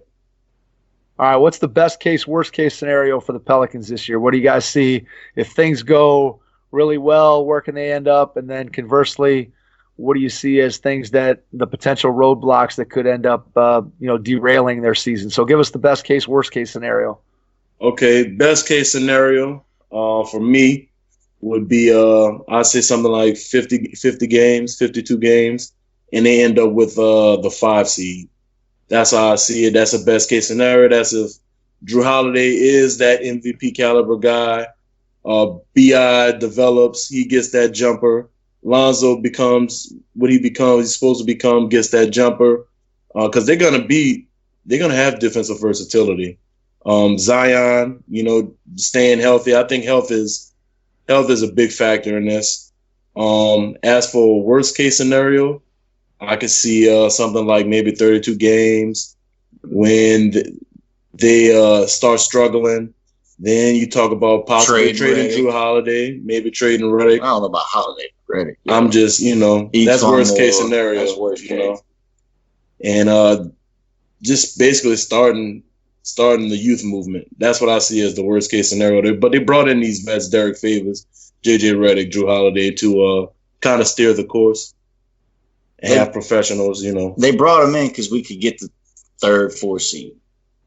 Houston, that's very ambitious. Houston is probably better than us, no matter how you wrap it up. But there's not too many other teams that are bar none better than the Pelicans. Clippers are. I think Ingram's going to be better than Paul George at the end of the year, so maybe we can clip them. Denver, they'll probably have a better record just because of that altitude advantage. That you can't beat that altitude advantage. Utah's got a nice team too. They are, but we could take them. What do you guys think about what's Anthony Davis going to do in LA? What are you guys' thoughts with him leaving New Orleans? How's he going to pair with LeBron? What do you think he's going to be able to do in LA? What do you expect from him this year? Okay, so this year I think they're going to be good. They're going to be a great team if they stay healthy. But they're not healthy. They already lost half of their starting five. They've lost Kuzma. Which to me. I don't think Kuzma nor Cousins contributes to winning. So, it could be a blessing in disguise for them, just for me. But we've seen if LeBron gets hurt, we've seen the AD try to carry a team by itself. We've seen how that show goes. We know how that works. If he stays healthy and LeBron stays healthy, then obviously they're title contenders. Because, LeBron is either the best player all time or second best player all time. He's in a down year. It's crazy. But in a down year, he still put up 28, 8, and 8. I know, it's insane. All they really have to do, the Lakers, is make the playoffs with a roster. That's all they need is LeBron, AD, and 10 other guys. They'll figure it out. You look at LeBron. You look at LeBron. What the last year he was in Cleveland, he dragged a team of cadavers to the finals. Essentially, right? And it's a different. It wasn't in the West. It wasn't in the West to make the playoffs. Yeah, right. Yeah, it wasn't in the West. That's going to be that proved. You saw that last year in LA. That the West just proved to be a different monster. It's a bloodbath over here. And the West got better. And I was defending AD a lot. I've seen him grow up. I was there when we won the number 1 pick. I was there when, he made that first round playoffs against the Golden State Warriors, and then Steph Curry hit that crazy shot in the corner. Yeah, that was nuts. That shot was insane. I've defended him, versus being injury prone, versus him being a beta or Robin, rather. So it'll be interesting to see if he really is that top 5 talent, alpha male. So it'll be interesting. I will say that he's never had that, that pressure on him, that he's going to have in LA. Right. And there's going to be a lot more scrutiny on him now, for sure.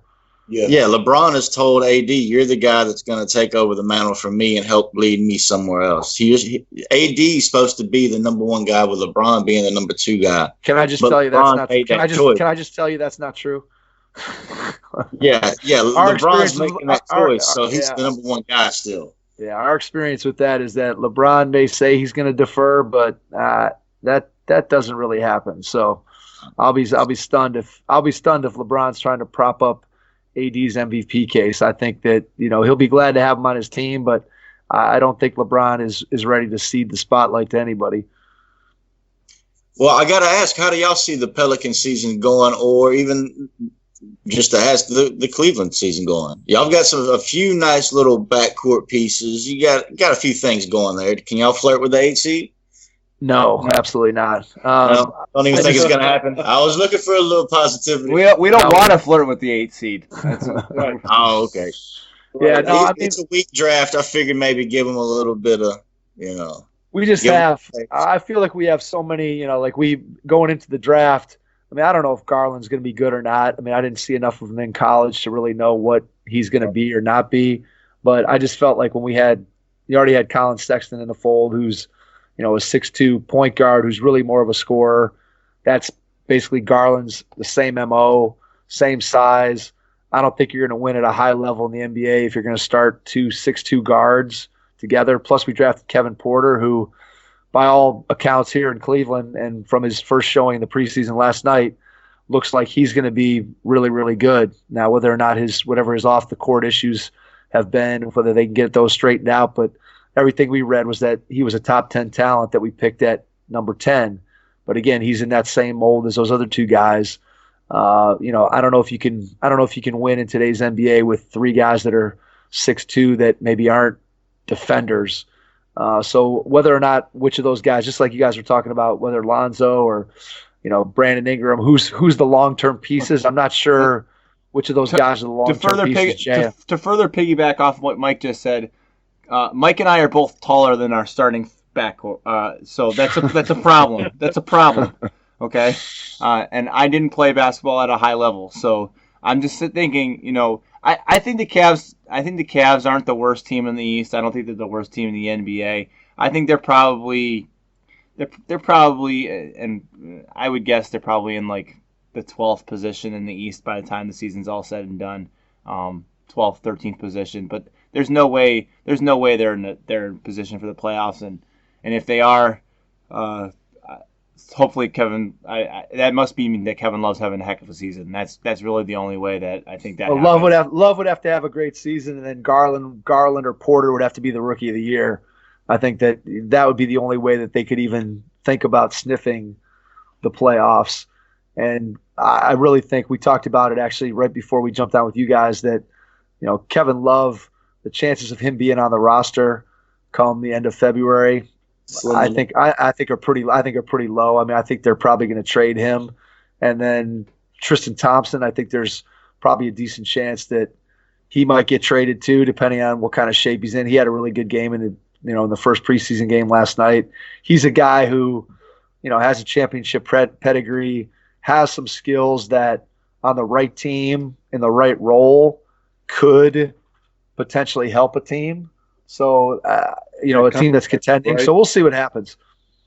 Yeah, see, that's the 2 main reasons I thought there might be some belief in Cleveland. Listen, the Browns took all the belief out of us last night. Come on, man. Sounds like the Tim Haslett era Saints. Yeah, I'm sorry about that, guys. That happens. That happens, man. I was actually at a Browns bar last night, and I watched all the Brown fans close out after that muff punt. Yeah, it went downhill pretty quick when Callaway dropped the touchdown that turned into a 50-yard interception return to go from what could have been 14-10 to 21-3. I think that pretty much finished everybody off. But I've been telling people all along that I think there was theoretical reason to be optimistic. I think we really do have some legitimate NFL players for the first time, but they've done too many things wrong over the course of the last 20 years since they've been back for me to believe it until I actually see it. So I'm still of the mindset you gotta see it before you can start throwing your hat on that bandwagon for sure. So Pelican wise, I'm just excited to watch Zion more than anything else. And I think this team has a ton of interesting pieces that nobody's quite sure what they're going to be and what they are. Like even Jahlil Okafor, like what's his ceiling? What can he be? Can he be a guy who's an A+ scorer off the bench who can attack second teams? What's his ceiling? I think Brandon Ingram. I don't know. I'm maybe lower. I'm definitely lower than you are, Dodson, on Brandon Ingram. I don't see him getting to the Paul George level. Everybody's lower than me. That could be, but I like him. I like him in theory. He's just so skinny, and and his jumper is so shaky that it's hard for me to see where he's gonna be able to excel and get to that next level where he's really going to get up into the, perennial all-star type player. Lonzo, like I said, I love the guy's passing. I think on the right team and the right fit, he could be a really, really valuable player, even if he doesn't improve his shot just because of how good he is defensively and how good he moves the ball. Whereas if he's playing with a bunch of other good players, that lack of shooting, you could maybe have one guy on the floor that isn't a shooter, and just because of his passing and defense, he's going to be valuable.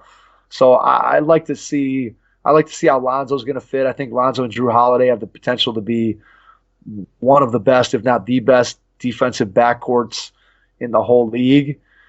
And there's just a lot of interesting pieces here. I don't know what it's going to look like when Alvin Gentry puts it all together and stirs it up in the pot.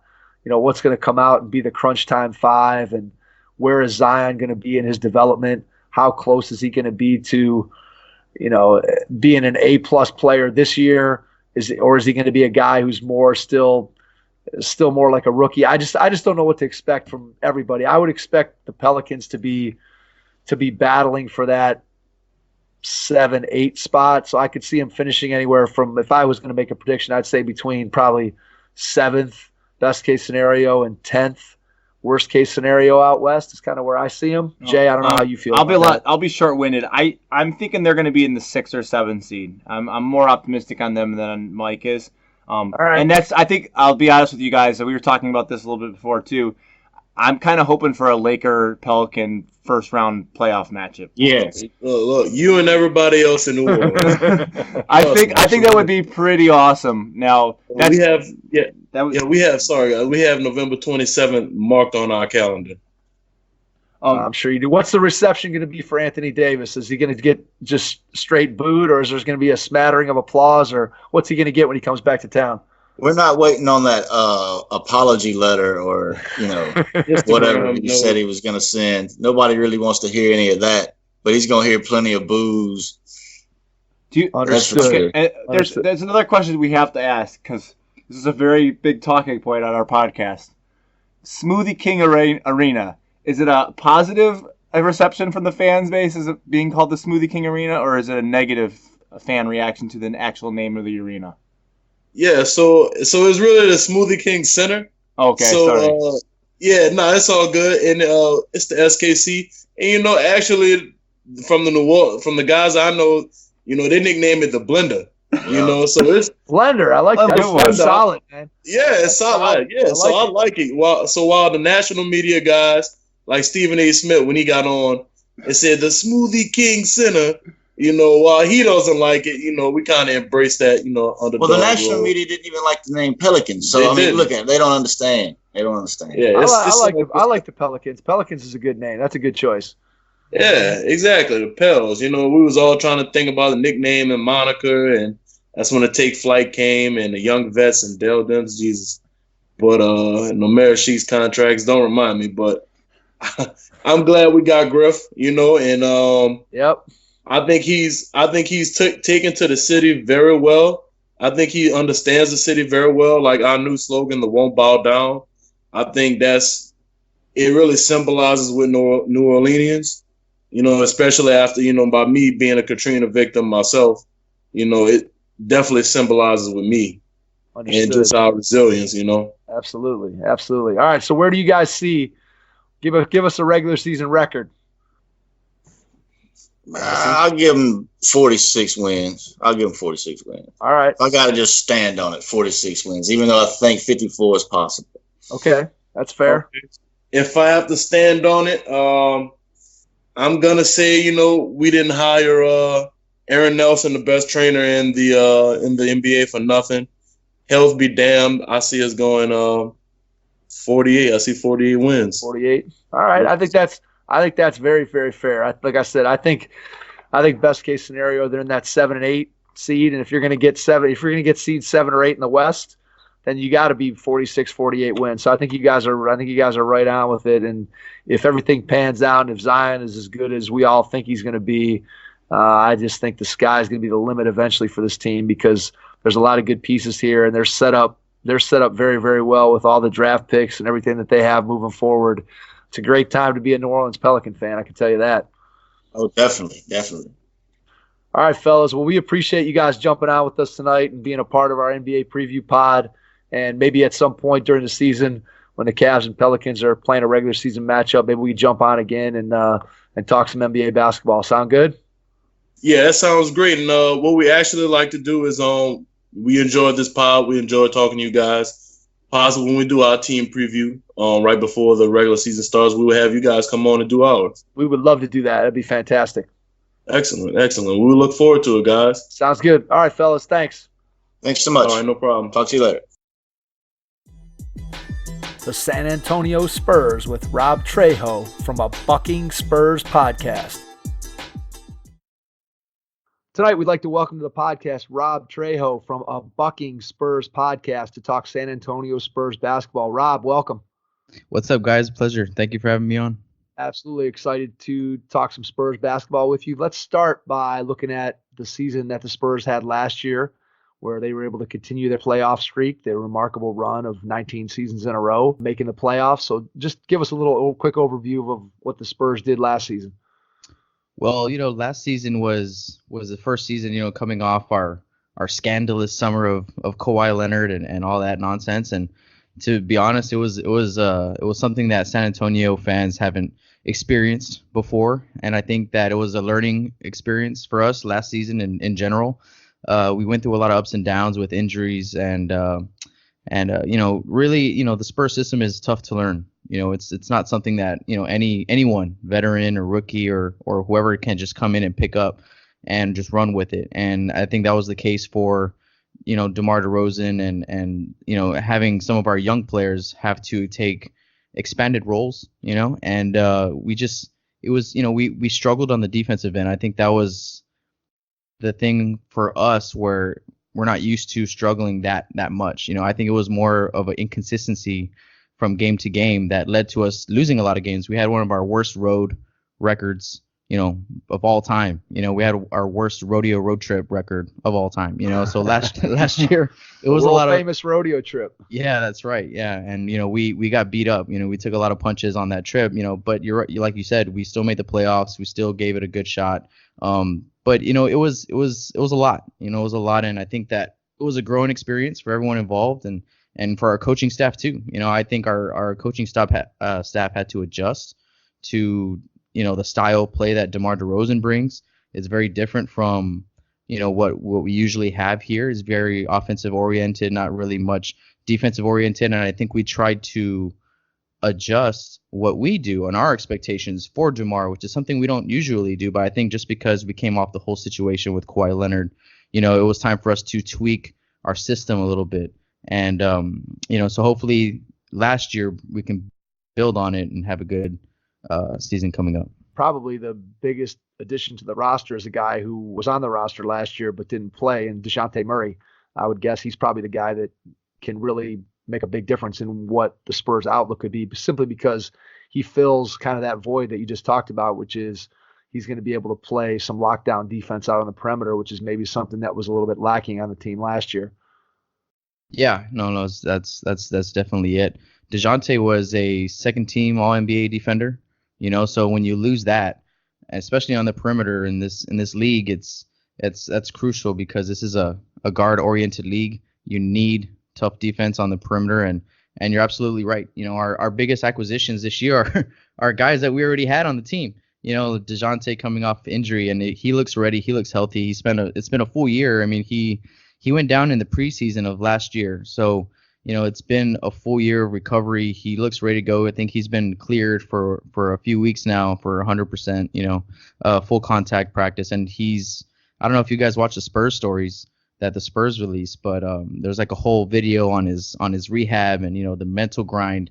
It's not just a physical grind. I think for him, he's grown up a lot mentally during this process, and if that's in the locker room, in the film room, and just trying to be a leader, I think that this year has kind of amplified that and sped up that maturity and that development. And besides DeJounte Murray coming in, we have our rookie that spent a lot of time in the G League last year, Lonnie Walker, and I think we expect big things out of him. He's a stud, man. I don't know if you got to see him play in the summer league or if he tore up summer league, man. He tore it up. I watched summer league. I don't know if Mike watched much summer league, but I did. Yeah, I think he averaged about 30 points, and he's a guy who can do it all. And he's, we have a great development system. I think that's something that we use. That's something that we take advantage of, and we're not scared of using. I think a lot of other teams are scared of, putting their first round picks down in the G League for an entire season, and we're not. I mean, we've seen it produce great things for us. DeJounte Murray's one of them. Bryn Forbes is another. Derek White obviously stepped in last year and had an expanded role that no one expected him to take. But I think we all in San Antonio, we all knew that he was ready because we've kind of seen him kind of here and there. And I think our expectation for him was that he was going to be able to handle it. And sure enough, he did. And I think Lonnie Walker is a guy who can come in and do it on both ends. I think he spent a good amount of time in the G League working on his defense because offensively, he's the real deal. I mean, he's the total package. What's the biggest storyline heading into the season? I think the biggest storyline heading into the season is how our dynamic duo of LaMarcus Aldridge and DeMar DeRozan is going to match up compared to the other dynamic, quote unquote, dynamic duos of the West. A lot of people don't even count them as a dynamic duo. Bleacher Report didn't even have them ranked up there, I believe. And, you have two guys who combined for 42 points a game, I believe, out of those two guys. I mean, if that's not a dynamic duo, I don't know what is. And, the thing that I'm most excited about is when we stack up against these other teams like LA that has, LeBron and Anthony Davis and the Kawhi, Paul George and a lot of these other teams like here out West is that we have something that a lot of teams don't value, and especially the big media outlets don't value. They don't care about, which is continuity. Continuity is huge. When you have a bunch of guys that have played together already for a season, I think that's going to pay dividends this upcoming year. I think there's a lot to be said for that. It worked pretty well for Portland last year, making it all the way to the Western Conference Finals. And I think the Spurs, obviously with their system and with Pop and everything that goes on there, it just seems like year after year after year, no matter who you have on the roster, that you just keep churning out winning seasons and playoff seasons. And now I think we'd be remiss without touching on the fact that now you got Tim Duncan yep. sitting on your bench. Is the thought there in San Antonio that he's basically being groomed for the moment when Popovich retires, or is that not the case? He's just trying to break into coaching. What's your take on that? Mike, that's when you talk about big acquisitions.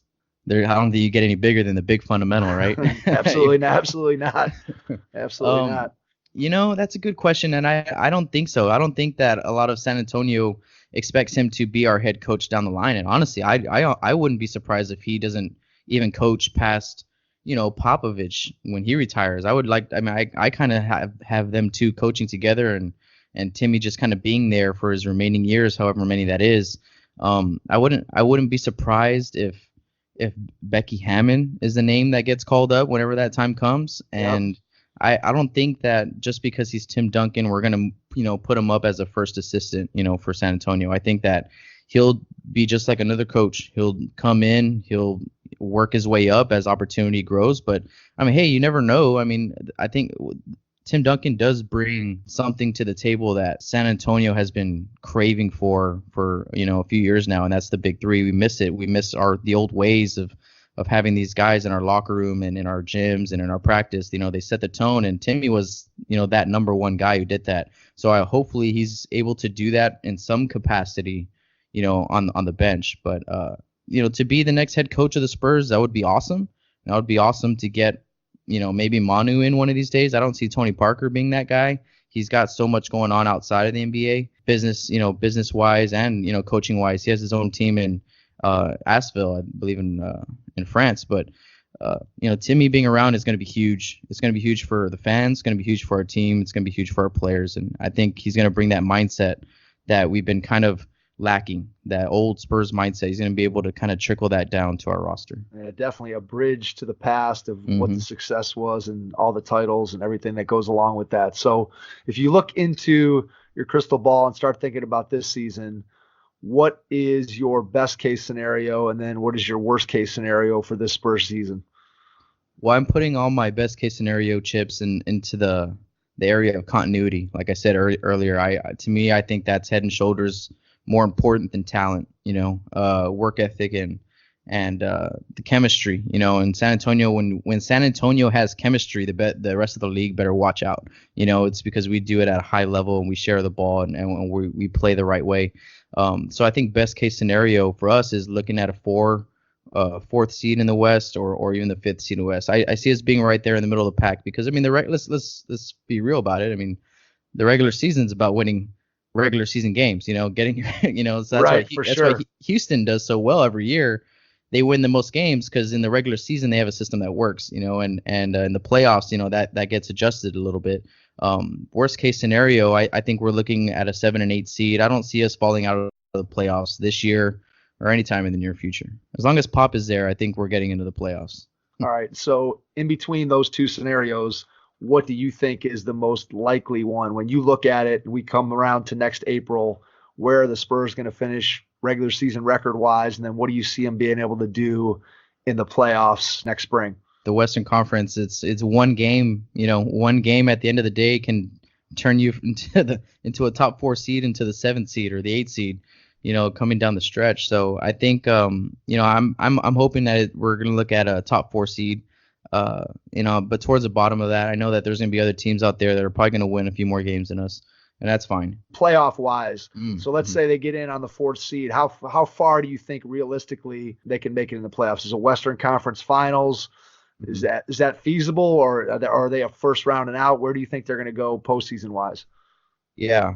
I definitely think we're bound for a Western Conference Finals appearance. I think we're groomed for it. I think we're set for it. I think when it comes to getting that far into the playoffs, you have to be a top 3 defensive team in the league, and or especially in the West. And I think that this year, coming off with our acquisitions that we talked about earlier, that's a realistic expectation for us to be one of the better defensive teams, and I think that's going to carry us there. And again, it comes down to matchups.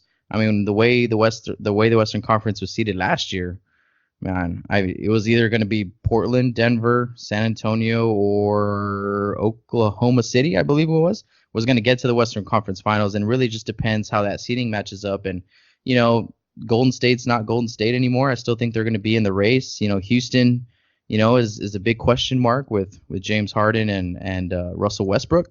So I think teams like Denver, Portland, San Antonio are going to have the leg up this year.